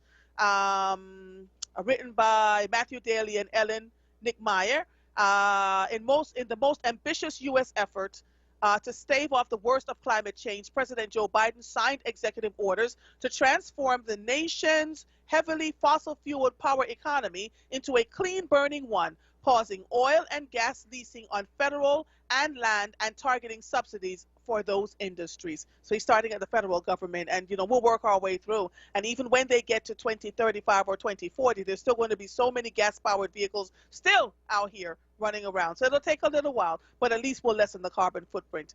You are listening to The Source, 96.1 FM, 900 AM, streaming live on WURDradio.com. Follow us on all social media platforms at onWURD. 215-634-8065 is the number to call in. I am Andrea Lawful Sanders, and we will be right back after these messages. An undercover FBI lawyer infiltrates a group of Bay Area climate activists in A Spy in the Struggle by award-winning author Aya De Leon. Sexy and gripping, A Spy in the Struggle is an espionage novel that puts a uniquely black, feminist lens to the issues of climate change, social justice, and corporate corruption. The Washington Post calls it a passionately felt thriller that will have you on the edge of your seat. Pick up your copy of A Spy in the Struggle and visit ayadeleon.com. That's AYADELEON.com. The onWURD Podcast. Check out the latest edition of the onWURD Podcast. Join WURD President and CEO Sarah Lomax Reese for a deep dive into everything surrounding the 2020 election. Listen right now using your favorite podcast service or visit wordradio.com/2020 in black. You can also ask your favorite device to play onWURD 2020 in black. WURD Radio. Independent Black Media. This is not a fad for us. We will not resume our regular programming when things die down. We're not black to help our bottom line or because it's politically correct. We're not joining a fight. This has been our fight, our message, our people. Black lives have always mattered here. We are undeniably, indefatigably, unapologetically, permanently Black Talk Media. WURD. This is WURD Radio, 96.1 FM and 900 AM WURD Philadelphia. Independent Black Media. You're listening to The Source with Andrea Lawful Sanders on WURD Radio. Streaming live on WURDradio.com and the WURD Radio app. Welcome back to The Source. If you're just joining us, I was talking about climate change and the vortex that is going across the country. As a direct result of the temperature going up 100 degrees in the Arctic suddenly some weeks, maybe a few months ago now, and it's shifting the way the weather patterns are across the world, really. But we're going to feel it here in the United States, and we're seeing it happening. So President Joe Biden signed an executive order to transform their cars, their fleet of cars, to pausing the oil and the gas leasing on federal land and targeting subsidies for those industries. So there'll be more electric cars out there with the federal cars. He says the directive aimed to conserve 30% of the country's land and waters in the next 10 years, double the nation's offshore wild energy, and move to an all-electrical federal vehicle fleet, among other changes. Biden's sweeping plan is aiming at staving off the worst of global warming caused by burning fossil fuels.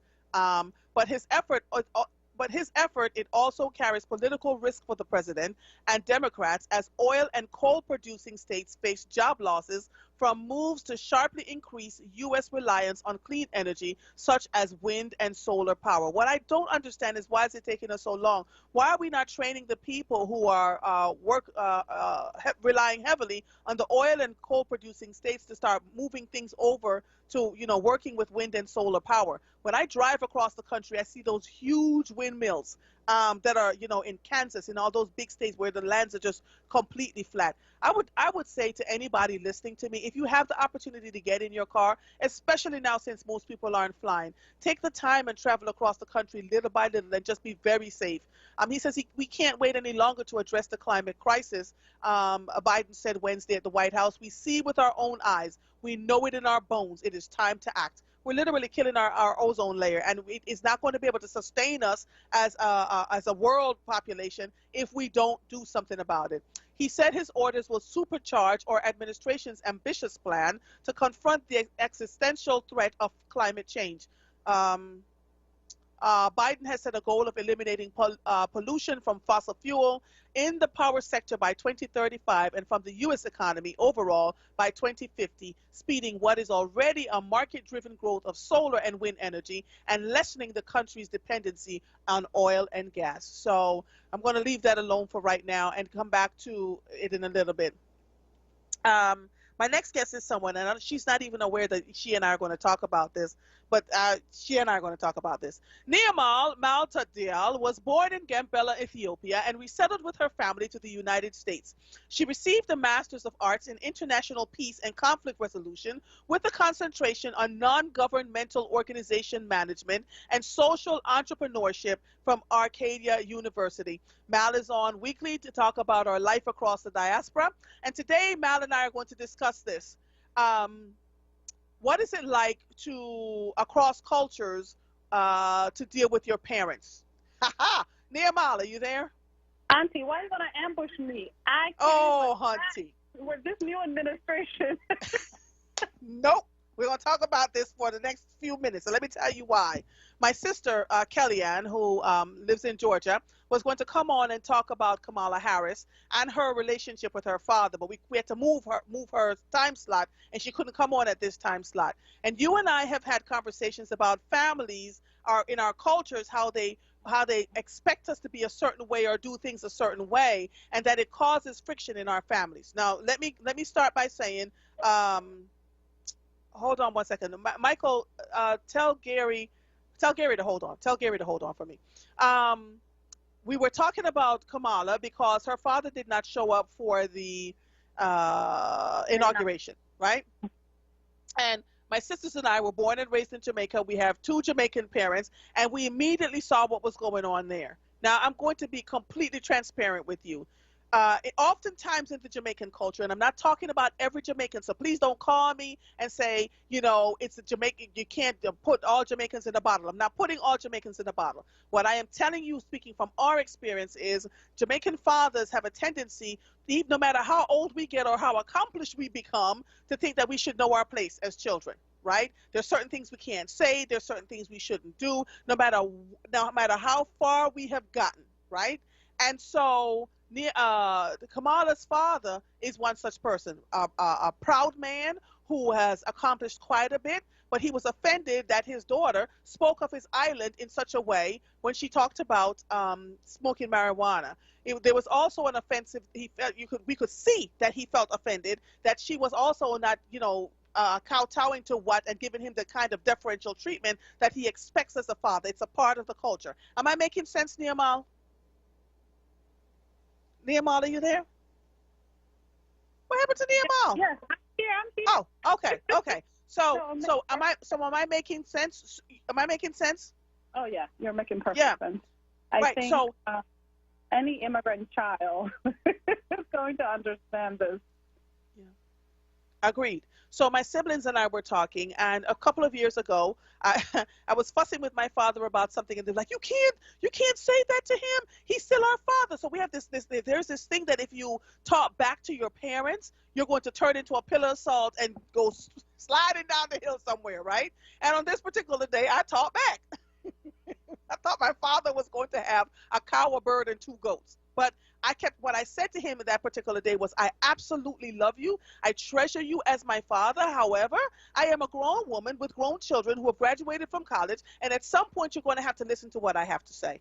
My father was not happy with me for a long time, right? But what it did was shift our relationship so that we could have a different kind of relationship, one of mutual respect. Does that make sense, Nehemiah?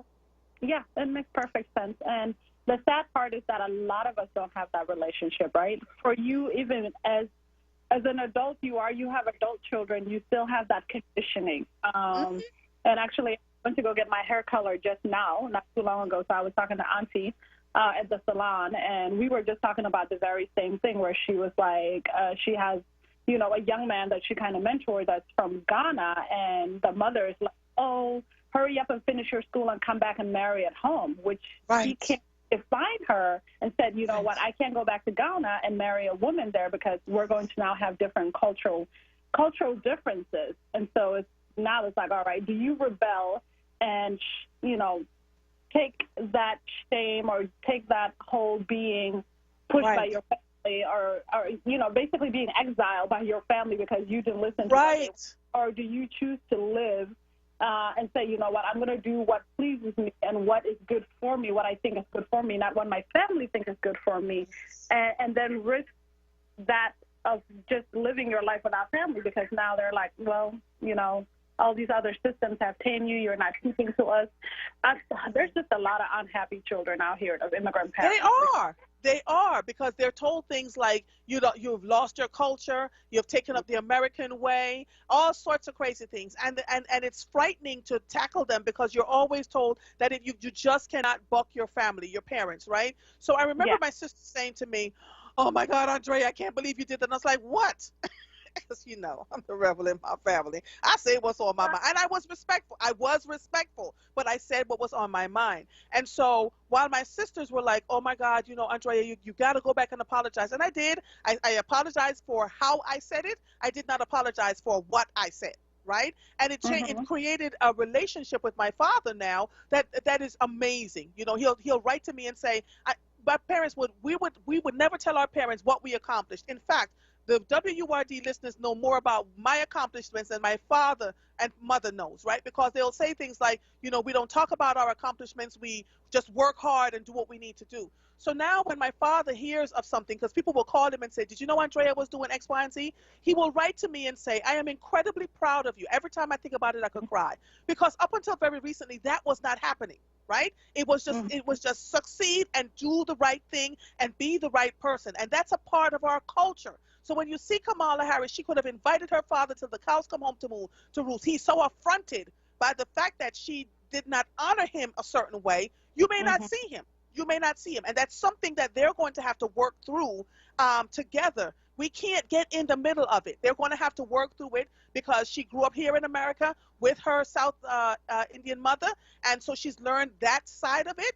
And because her father wasn't, from her own words, not mine, I'm not putting words in her mouth, wasn't always there when the parents got divorced, his way of growing up and doing things is different from what she would have expected because she's done things a certain way. She's got the Indian culture and the American way in her too, right? And so it's hard to bridge the gap as children, immigrant children, with our families, and it's hard to make people understand why we feel the way we feel. What is like, so for you, for example, what is that like for you? Are you supposed to be married by now? Are you supposed to go back home and be a part of and have a bride price of X amount of cows? Like, explain to people what that looks like, even though you're living here and with master's degrees and working on your doctorate. What is the difference between your culture, what they expect of you in your culture, and where you are right now? So I'm very much like you, where I'm a rebel in my community. So culturally, I'm 35 at the moment and single and don't have any children, so I'm literally considered an old maid. So culturally, I'm supposed to have been married off in my early 20s, and we do bride price where my husband has to give my family a certain amount of cows. So we deal with cattle. And those cows that they give to my family get divided into my mom's side of the family or my dad's side of the family. Or if my family is not well-to-do, then my bride price is used for my brother to get married and pays that on. So divorce is very difficult in my community because the bride price then has to be returned, and it has to be justifiable by the elders. And so Wait a minute. Wait a minute. Are you telling me if you decide that you want to they need to do this in America. If you decide you want to get a divorce, your bride price has to be returned? Let me give you an example. My cousin got married about 11 years ago, and they did the traditional marriage. So my family went to her family.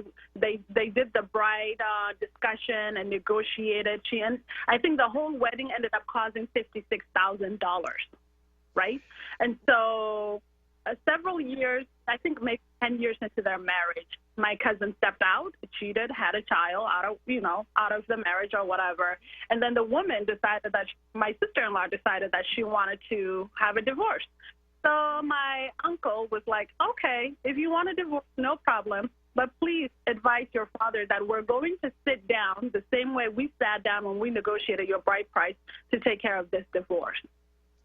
We didn't get married the American way of going to court and all of this thing, even though they went to court and got their paper. But so they traditionally sat down. My uncle, her dad, they sat down. They talked about it. They were like, okay, is she being abused? Is she being emotionally abused? Any of that. So any of the things that would orient divorce did not come up. They said, well, he stepped out of the marriage. They were like, well, men step out of the marriage all the time. So this is just your added child now. That is not a valid reason for you to divorce. Wow. Yeah, so her family said, nope, that's not a valid reason for you to divorce, so work it out with your husband. Because if they did say it was okay, they would have to return that $56,000 to my family. They wouldn't return all of it because she has 3 kids now, but they would return some amount of it to my family if she would have gotten a divorce. Wow. And this is why I love doing this segment, and it's something that I want to continue doing because we learn about different cultures across the diaspora. We just assume that if you live in America, if you will come to America and you adapt the American ways. And yes, we do. We adapt the American ways, but we cannot negate the culture that we were born and raised in. Now, I didn't have a bride price, none of that stuff. But you know, it's similar in that our father, no matter if we get married, whoever we're married to, our father is still the law, right? Our father tells us he'll hand us over to our husbands, and that's when he will back up. But our father will come to visit us now, and he'll pop the hood of the car and do this and check that, and he walks around to make sure that our husbands are taking care of us. It's a cultural thing, and he does it silently, right? And I knew my father loved my husband when I saw him laughing and going to hang out with him. I'm like, yes, thank you, Jesus. Oh, yep. You're like, he's approved. Uncle has been approved, and that's yes. And when he calls, he says, "How's your husband?" He wouldn't do that if he didn't like him, if he didn't have so he met his approval, and I was like, thank you, God, because Jamaican fathers are they may not say much, but they will show you their quiet disapproval, and nobody wants to go through that, right? So you talked about your cousin and the bride price and the $56,000. What else is a part of the culture that people may not understand when they think about you're living here in the United States versus your culture that you're part of? You're South Sudanese and Ethiopian, right? Yeah. So again, our culture is very similar to yours. Like we don't talk back, right? We don't talk back. We just hold everything in. And then in terms of our culture also is very similar to the Native American here. So when we're talking to elders, I don't know if you've noticed, when I'm talking to you, I don't do direct eye contact with you because that's a sign of disrespect in my culture. Or it's a sign of that you're not paying attention, you're not actively listening. So and for me, switching it off and on, like when I'm in my work mode and the white world, then I have to be like, okay, in this culture, eye contact is respect and all of this stuff. So when I get into my community, I have to switch that back and be like, oh, no, I have to make sure I don't do eye contact. So it's small things. And then, of course, for a young woman, we're supposed to learn how to cook, how to, and this is a conversation we're having all over the diaspora, not just in the South Sudanese Ethiopian culture, where we're like, we are set up to be, oh, you're a girl, you need to learn how to cook, you need to learn how to be good, so you can be a good wife for your husband. So that you could go into your husband's home and make us proud, and so they can say that this young girl has been raised well. Where we're like, wait, what about the boys? What are the standards the boys getting? So within my culture now, it's like I'm being told, because now I started my PhD, they're like, oh, you're not going to get married because men are going to be intimidated by you. You're too opinionated. You're too educated. You have to lower your head because a man has to be above you. Agreed. Agreed. I want to read something that Raphael says. So Raphael, this is not about weed. This is not about weed. I think you and we're not creating. This is about apples and oranges. No one is taking away anything from the African American culture here, because we're just explaining how we straddle the fence on both sides of the culture. That we straddle being a part of the African American culture and living in America, and we straddle dealing with the culture from our ancestry for wherever we come from. And it is different. While it is the same in some respects, it is different in other respects. So this is not about disrespecting African Americans or Black Africans here. That is not it at all. And if that's what you got from it, you missed the point. What I am talking about, that this goes beyond weed. It absolutely does. It's a thing that we have with our fathers, and you heard me transparently talk about what happened with my own father, so that I could explain what that looks like. This is a time, I don't want this to be a conversation where we're pitting African Americans against people, Black folks of other cultures. We all are one, right? We just come from different places, and we were raised in different parts of the world, and depending on where we were raised in that part of the world, it dictates what we feel and see and experience. The same way we can't take away what you feel, I'm asking everybody to think about what we're talking about, having to straddle all sides of this fence here. At the end of the day, we're all Black folks. They see us, they discriminate against us. I get it. But on top of that, we have to now deal with the cultural norms that we face as people coming from different cultures and living here. So that's what that was about. That's not about the weed and disrespecting anybody that lives here, because we understand it. Go ahead. In terms, like, I'm very honest and frank, right? Like, currently I'm dealing with depression because I need the sun. I'm dealing with seasonal depression, right? And with a lot of our youth, we're having our youth take their own life, completing suicide because they don't know how to balance. Because when they are inside the house, that house is Jamaica, that house is South Sudan, that house is Uganda, that house Nigeria, the rules in there. When they step out, they're stepping out being seen by white people as Black Americans, right? Because they are. In the sense that we're being seen that way. They have to try to assimilate to whatever the American culture is. So they're dealing with everything that the youth are dealing with and go through adolescence in this world as Black people in America. But then at the same time, they're dealing with the nuances you were just saying about.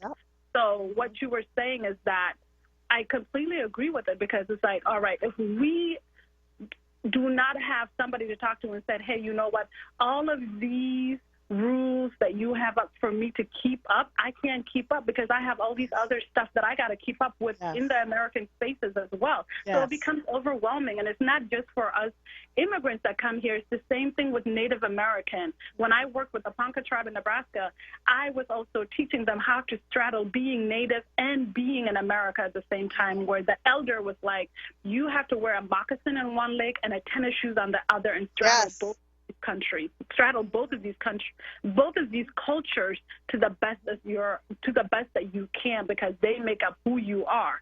So it's about finding balance. There you go. It's about finding. Thank you, Nehemiah. It's about finding balance. It is. We all have stuff going on in our family tree, every last one of us. None of us are perfect people. But I just want to thank you. I'm going to take Gary from Southwest on. I want to thank you, Nehemiah. As always, it's been a good segment. I'm going to ask Michael to pull this one, too. Life across the diaspora. Thank you, darling. Have a good one, okay? Bye. All right. Bye-bye. Bye-bye. I hope that answered a little bit of your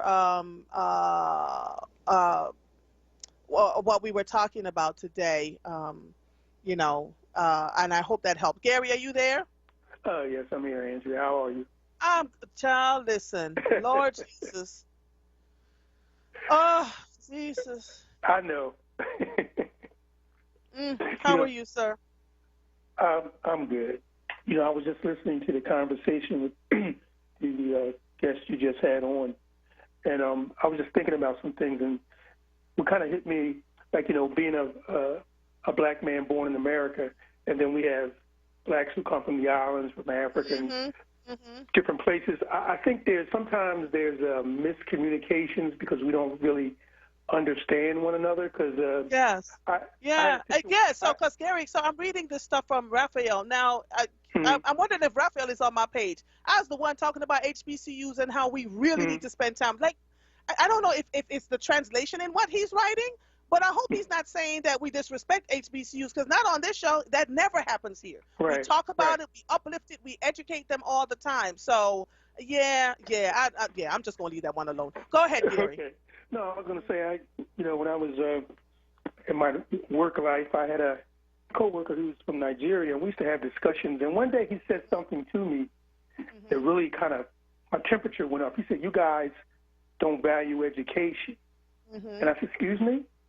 He said, "You guys don't value, I don't understand you guys. You guys don't value." I said, first of all, we come from two different backgrounds. I said, you know your heritage, you know your background and your history. I said, unfortunately, and this is not an excuse, we don't know. Everything was stripped and taken away from us. Matter of fact, I said, during slavery, you weren't even allowed to read. Right. Or learn the language. I said, I said, now, you need to change your perspective. And I said, please, I said, respectfully, don't ever come to me again and say something like that to me. And I think there's a lot of miscommunications with, some of our people come from Africa, even from the islands sometimes. And I've had my discussions with people, because I'm a people person. But, we got to deal with the real reality, Andrew. I mean, for myself, I look at people who were enslaved here and what they accomplished. They're all miracles to me. Yes, agree. Absolutely agree. I'm from the South. I was born in North Carolina. And I used to hear the stories about, from my uncles. Of course, back in the day, young men, we didn't sit in the same room with grown folks, so to speak. Right. But I'd be upstairs listening with an intent ear. And you know what? I would almost literally be up there almost crying what they had to go through the stories. Yes. And then I understood their behavior. Some of the things they did, they weren't necessarily correct, and I'm not giving them an excuse. But I'll tell you this: they all worked hard. They were married. They bought homes, and they took care of their children. Now, I'm not saying they did everything right, but I admire them for what they went through and what they survived as men. The worst thing, Andrew, is to be a man and have someone emasculate you. And just, you don't have any control. You can't control what they do to your family. Right. Can you imagine slavery, somebody taking your wife, your daughters, even your sons, and doing whatever they want to do with them? So, I love my people dearly. And I just want to say, I really enjoy your perspective, and you're a strong black woman and intelligent, and I just admire that.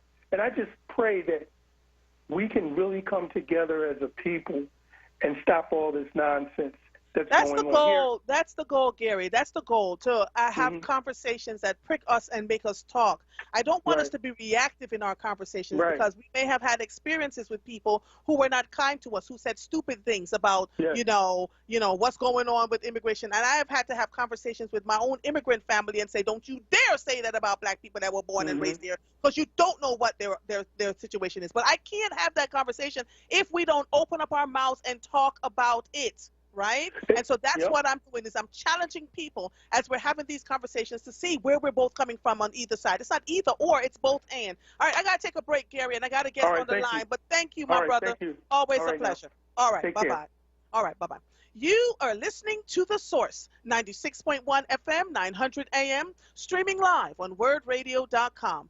Follow us on all social media platforms at onWURD. 215-634-8065 is the number to call in. This next conversation, I'm going to need you all to hold on to yourselves. We're going to be all right. I am Andrea Lawful Sanders, and we will be right back after these messages. I'm Anthony McLaughlin. Been denied insurance? Call 888-307-0505. Life insurance, age 0 to 85, no examination needed. Homeowners insurance, any home, any condition, same-day coverage, 888-307-0505. Auto insurance, we can have you covered in 15 minutes. Business insurance, call 24 hours a day, 888-307-0505. I'm Anthony McLaughlin. When you need insurance, I can help. WURD Radio is independent black media, and we're able to stay independent because of our 4WURD movement and members like you. Treat yourself to the treat of buying a WURD membership. It's less than a quarter a day. That's less than a bag of chips. And we really, truly need to keep this platform going so that we can stay connected as we reimagine our community in 2021. Start or renew your 4WURD membership today at wordradio.com/4WURD or call 215-425-7875. WURD Radio. Independent black media. America's kids are returning to class, in school and at home. And this year, learning is especially tough on students who already struggle with poverty, emotional trauma, and other barriers. That's where our organization, Communities in Schools, can help. For years, we've had caring adults inside schools, helping these students stay in school. And now, we are taking our work beyond the school walls, tutoring, mentoring, and counseling students, providing resources for at-home learning, Delivering meals, providing household supplies, connecting kids with online classrooms, and using technology to maintain the one-on-one relationships we know can transform the lives of students and their families. We are doing whatever it takes to make sure all kids have the opportunity to learn and succeed. Communities in Schools, going wherever we are needed to help those students who are most in need thrive. To see how you can help kids succeed, visit communitiesinschools.org. That's communitiesinschools.org. You're listening to The Source with Andrea Lawful Sanders on WURD Radio. Streaming live on WURDradio.com and the WURD Radio app.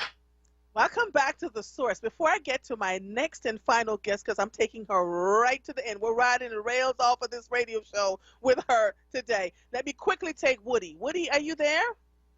Yes, dear. I know every time I get on, you have to move faster, and I just have to take whatever I get, right? How are you, sir? I understand. But anyway, listen, I just wanted to say to you that you were talking about driving across the country, and, you know, I always speak about the differences of free people versus those who haven't been free.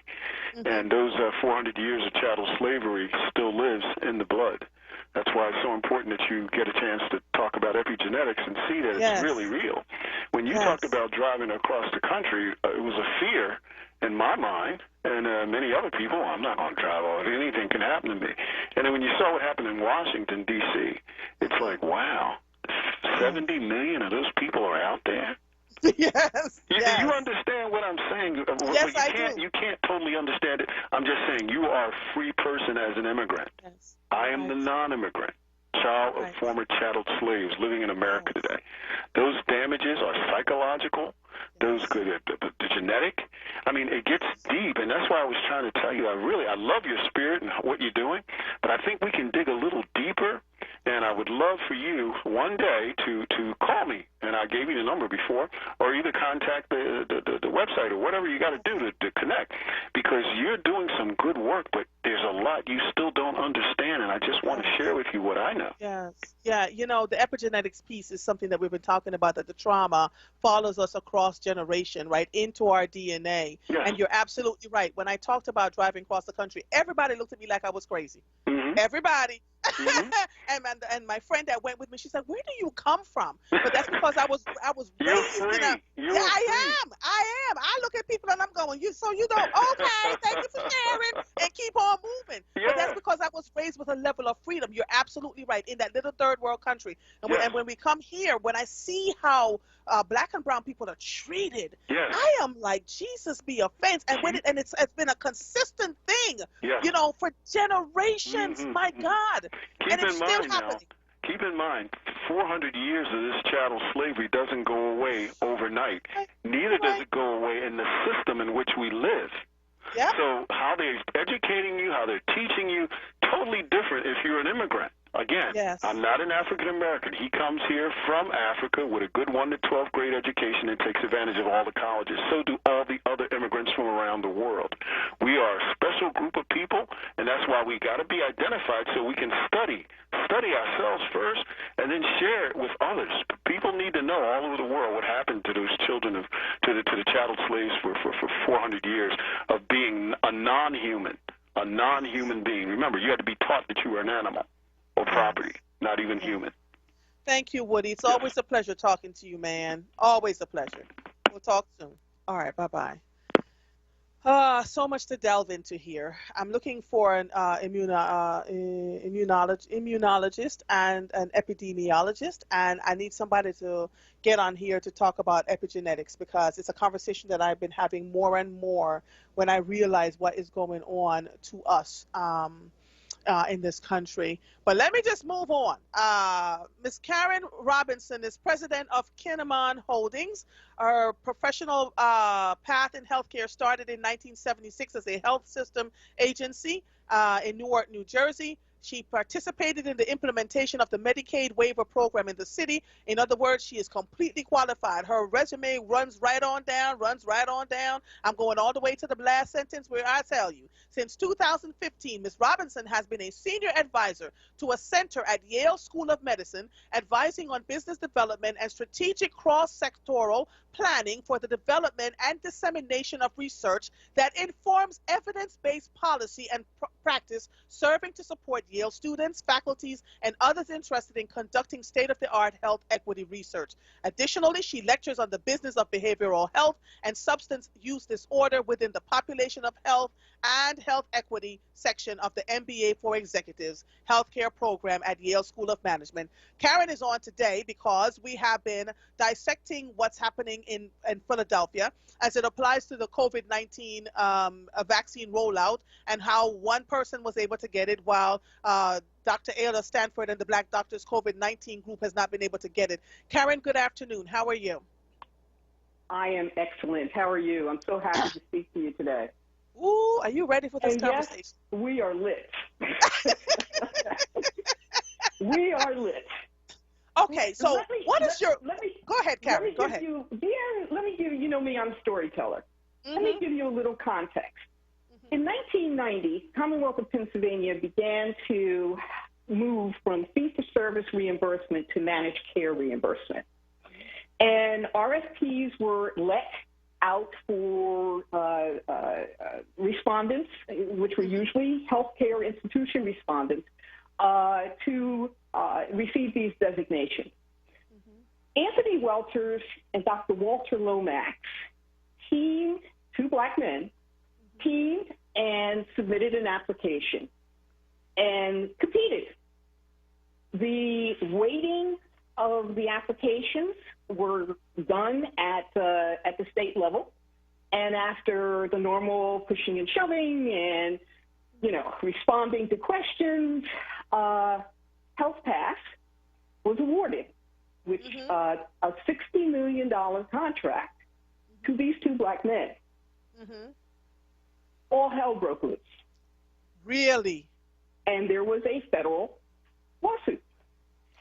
And I recall vividly this being explained to me by one of the attorneys in the courtroom, where the now deceased president of a hospital in the city that's no longer running, no longer exists, was part of a group that also made application, and they challenged the award. This gentleman got so flustered during a cross-examination that he turned to the judge and looked at him and said, "You cannot give black people a $60 million contract." Wow. And there you have it. And there you have it. So let's now juxtapose to today, what's going on in Philadelphia now. Tell me what your thoughts are around that. Some things never change. Some things absolutely never change. There's lip service and more lip service. But here we are with the circumstance that 22-year-old Mo, Larry, and Curly can show up at the health department with a flashy PowerPoint and without anyone thinking that it would be a good idea to call Dr. Stanford because, oh, by the way, she's been doing this since last year.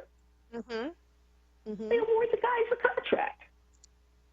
So what I am understanding, Karen, is that they're saying that Dr. Ayla didn't have her nonprofit status up yet, and this guy came in and told them what they needed to do, and he had and I did. I have. I'm not even going to let Michael play it right now because I just don't feel like hearing the noise in my ears. But this 22-year-old showed up at a meeting. Was it December 19th, Michael, or November 19th? I can't remember now. And he did this whole PowerPoint presentation of what they were going to do. They need $2.9 million to roll it out. He can hire 500 people with his own money.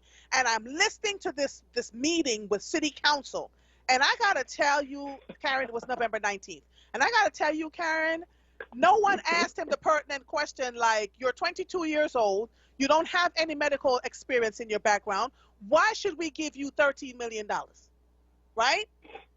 And the other part that frustrates me is that they then said, after all of this came out, that he was, are there laws broken when you don't have a medical degree to give out vaccinations? Are you allowed to give out vaccinations if you're not in the medical field? I'm not sure about that. I am not an attorney, but my experience in the industry is that someone in the mix has to be an MD. That's or what I thought. At minimum, a licensed nurse. Right. But what I find, I'm looking at WHYY's article dated today, and you have an indignant, the headline is, "It makes my blood boil, indignant city council members call for hearings on Philly fighting COVID." He made the presentation. He made the presentation to them in November. I watched it. It's a public meeting. He made the presentation, and they decided to give it to him. So why are they indignant now? Why are they indignant? Who? It's not like they didn't know that Dr. Sanford was providing testing services in neighborhoods that their constituent neighborhoods that hadn't seen medical care in decades. So what made it a good idea to, number one, not ask any questions, and number two, say run with it? Right, and so for me, it looks like they are, everybody's running around helter-skelter like they're questioning when they're being reactive. This gentleman, Andre Doroshin, was a 22-year-old Drexel student, defended his actions this morning, in an interview on NBC 10 Today. Even the reporter was looking at him like, you sure you don't want to say something differently? He told NBC Stephanie Gosk that he didn't want the doses to go to waste after trying at the last minute to find people to get the shot. Now, the first problem there is that there were people outside waiting that did not get the shot. 90-year-olds, 85-year-olds, 75-year-olds that signed up and was outside waiting. They ran out of time, they said. He said, I stand by that decision. I understand that I made that mistake. That is my mistake to carry for the rest of my life, but it is not the mistake of the organization. You vaccinated your friends, young people. Why not find someone in an at-risk group to vaccinate? There are grandmothers, there are grandfathers, there are people all over this country that can't get this vaccine, Gosk said. This is a culture issue. Okay. He's 22 and dumb. He is aggressive. He is assertive. He did the crap shoot, and oh, by the way, he won. But the culture issue is this. Neither this administration, and oh, by the way, it's not just this administration alone. Right. And city council, who holds the administration's feet to the fire during the budget process, and they don't say to the heads of the various departments, you will aggressively, proactively solicit MBE, WBE, OEO, credentialed firms to participate in your process. That saying that Dr. Alla had not read this on the website, when, oh, by the way, she's attending the advisory meetings, okay, and you just didn't think you needed to mention to her because it was on the website, is a phrase that I cannot use on the air. Let me tell you something. I get solicitation, if not daily, twice a day from PGW saying, gentlemen, apply for this. Please bid on this. Please bid on that. I keep telling them I don't do pipes, okay? But he sends it to me.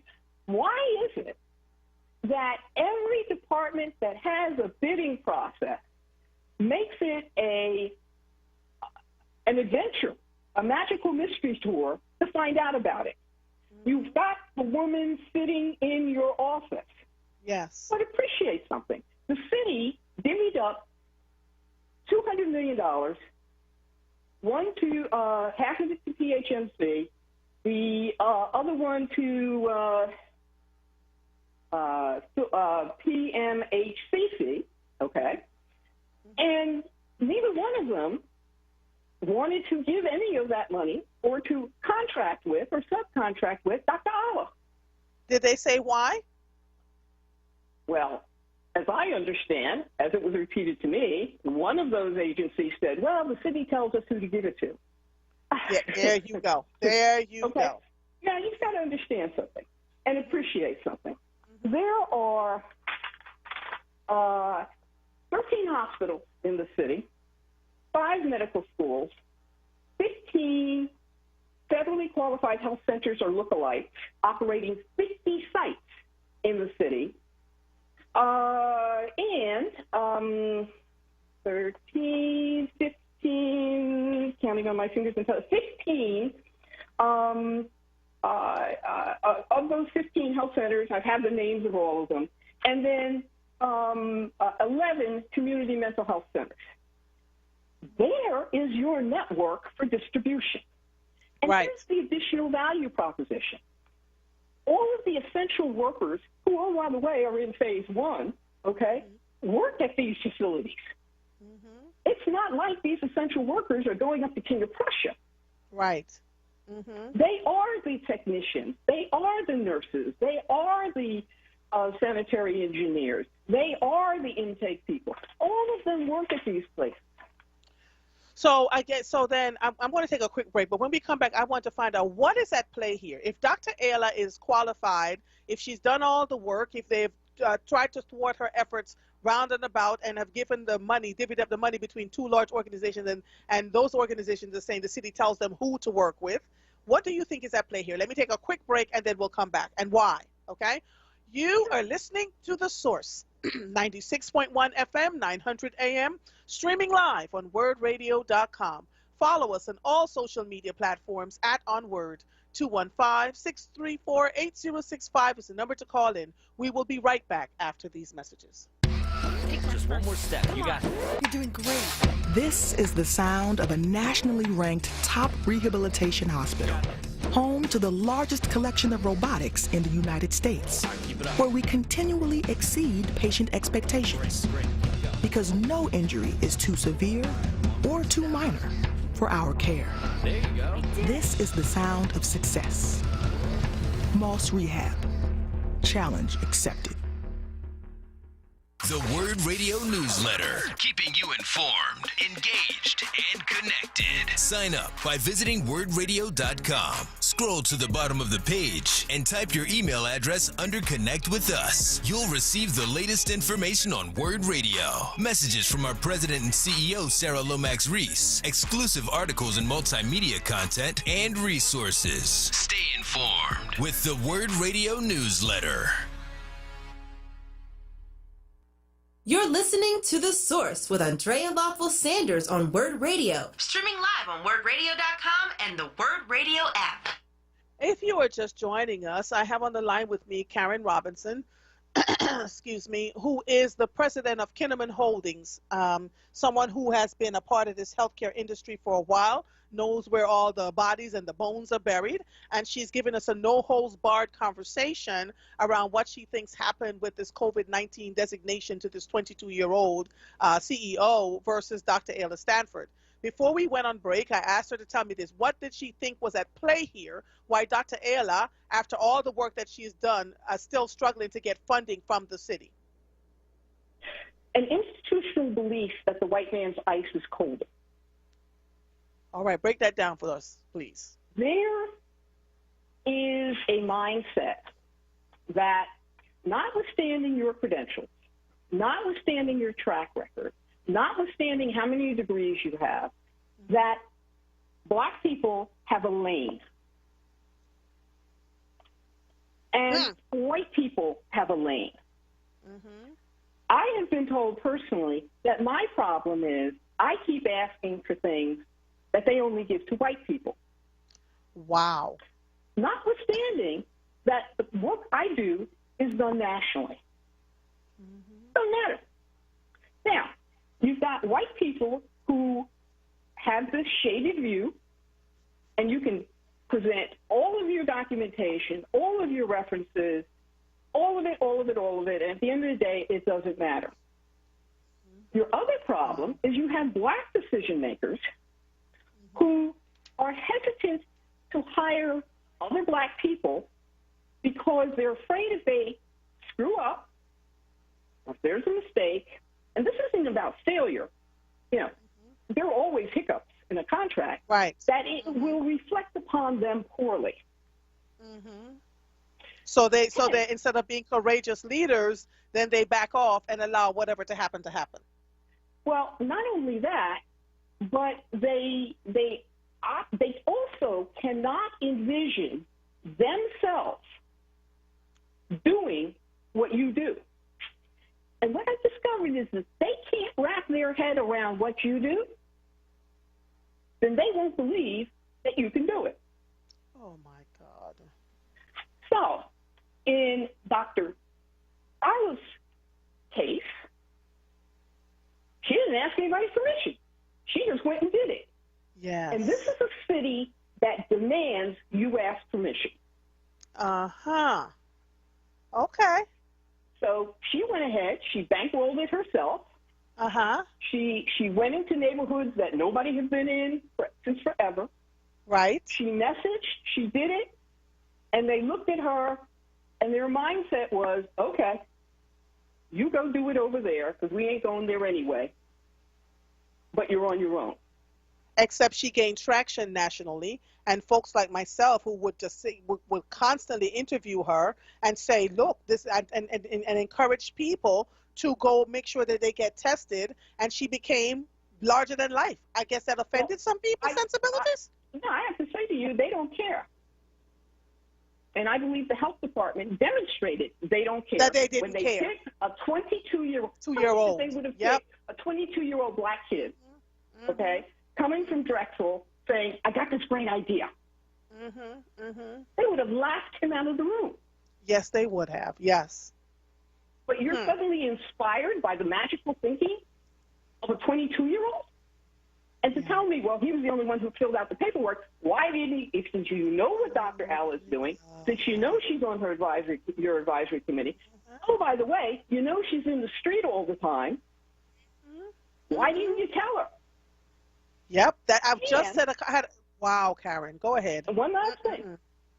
He said he had a nonprofit, and then turned around and converted it into a for-profit. Did they pull the contract? Yeah, yeah. Did Carolyn Johnson pull the contract? Wow. You know what bugs me about this when they say he's the only one who filled out the paperwork? If Dr. Ayla was sitting amongst them all that time, why didn't they say to her, oh, here's the thing that you need to fill out? It happens across all levels of business and industry. I was saying the same thing about school districts. They do the same thing. You didn't fill out X, Y, and Z. What did you tell us we needed to fill out X, Y, and Z? They don't care. And no one, not a soul on city council, has held them accountable for this behavior. Not a soul.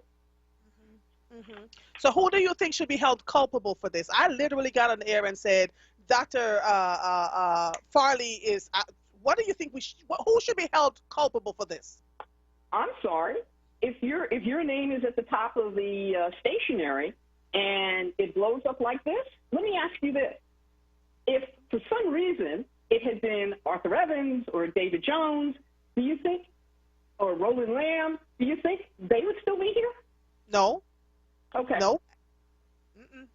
And would not be doing the media tour talking about, well, we will make better decisions next time. That's the other part that agrees me so, right? We're talking about people's lives. We already know that the black and brown population don't trust the medical industry as it stands, right? And we are the ones who are being impacted the most. And Dr. Ayler talked about the fact that she alluded to the fact that they wanted her to go into communities that she did not want. She said, I want to serve the black and brown communities. Why are you sending me to rich white people when they have all the wherewithal to get the vaccines that they need? And they have all the supports that they need. Why are you trying to force me to go to places when the black and brown communities is where the thing is needed? So it feels like they're teaching her a lesson and it blew up in their faces. That's what it feels like to me. Right? Again, they don't care. There's no respect. And the absence of respect is rampant. Is rampant. There's some stories I can tell you that I won't, right? But it will turn your hair on fire. Right. So what recourse do we have as a citizenry of Philadelphia now? Because, we've been letting the NIH know. We've been reaching out to the CDC, the Office of Inspection, and it's made national news. What recourse do we have with this kind of leadership that makes these kinds of unilateral decisions and then bury their heads in the sand or just don't care, as you say? What recourse do we have? Well, there's an Inspector General at CDC. There is an Inspector General at HHS. But I also believe that the people who have to get fire hosed on this is City Council. Yes. Tell us why. They're the only people. They are the elected officials that the citizens of Philadelphia have put in those seats, who can hold city officials accountable. They control the budget. They can hold up legislation. Yes. They can make it painful, but they have to have the chutzpah to do so. Because I'm indignant when, oh, by the way, they sat through the presentation. So my question to them is, what were you thinking? Right. I watched that presentation. I sat this morning and watched that presentation and I literally started chanting. So you telling me that in November you had a whole presentation with this young man. None of you stopped and said, oh, you're 22. Who is going to be heading this thing? None of them said, how does this work? You've never done this before. So we should just give you these millions of dollars because you filled out the paperwork and you filled out the right paperwork even though you had no experience? So there's got to be some repercussions from this, Karen. They cannot just think they're going to say, oh, we're sorry, and we're just going to go ahead and inoculate people. The city will take over and make sure people are inoculated. Who is taking responsibility for this? Who should take responsibility for this? Again, everything flows, from the top down. From the mayor's office. There is the city I believe the city still has an Inspector General. I had to meet the former administration's Inspector General once, who has the latitude to do the right thing. As I said, the city controller clearly gets it. Yes, I'm trying to get her on here. Yes, I'm trying to get her on my show. Right, and speaking to the feds, it looks like Larry Krasner is taking a look. God knows what he's going to do, but that's it has to be sustainable noise, because clearly the commissioner thinks this is going to blow over with a my bad. Yes, and I refuse to let it blow over. Here's the reality. If to say that Dr. Sanford did not have her 501c3 in place, and if they wanted to work with her, They could have easily opened that facility themselves. Yes. And with their oversight, have her perform, okay? And while she was getting her paperwork done, that's what you have congressmen for. They expedite this stuff. They didn't do that. But I have another question. Why isn't this at the Leah Center? I can't answer that. And we have 2 minutes left before I have to get off the air. So answer that for me, please. Clearly, no one is concerned. I don't know what Temple's saying. I don't know. I have no idea. Other than to say, if you're going to do a mass vaccination center in a essential worker area that is a social that meets the social vulnerability index, you put it at the Leah Center. Right. And so that's where she was. That's where she was. Karen, I gotta end the show. I'm gonna have to have you back on. But I want people to know that they can call the Inspector General's office, check out the district attorney to see what's happening. I am working on getting Rebecca Reinhardt on my show. I want to talk to her like yesterday. I've sent out requests for the mayor's office and for the police commissioner, who says she's not resigning, by the way, because they've been calling for her resignation. If I may interrupt, here's what you need to do. You saw that video. Call every one of those city council people who sat in that meeting and have them explain it to you. Helen Gim, Bobby Heenan, and who was the other one that I saw there? I'm going. I'll do that on Monday. I literally got to get off the air. They're going to boot me off. But thank you so much, Karen Robinson. We'll talk soon. Okay. All right. Bye bye. My pleasure. Ciao. Bye bye. It's been another interesting episode of The Source. So much to do, so much to look up. But, Hunty, let me tell you, we are not going to stop until we turn over every rock in this city to make sure that we're getting what we need for the people here. I am Andrea Lawful Sanders. Coming up next is Evening Words by Nick Taliaferro. I'll see you when I see you. Goodbye.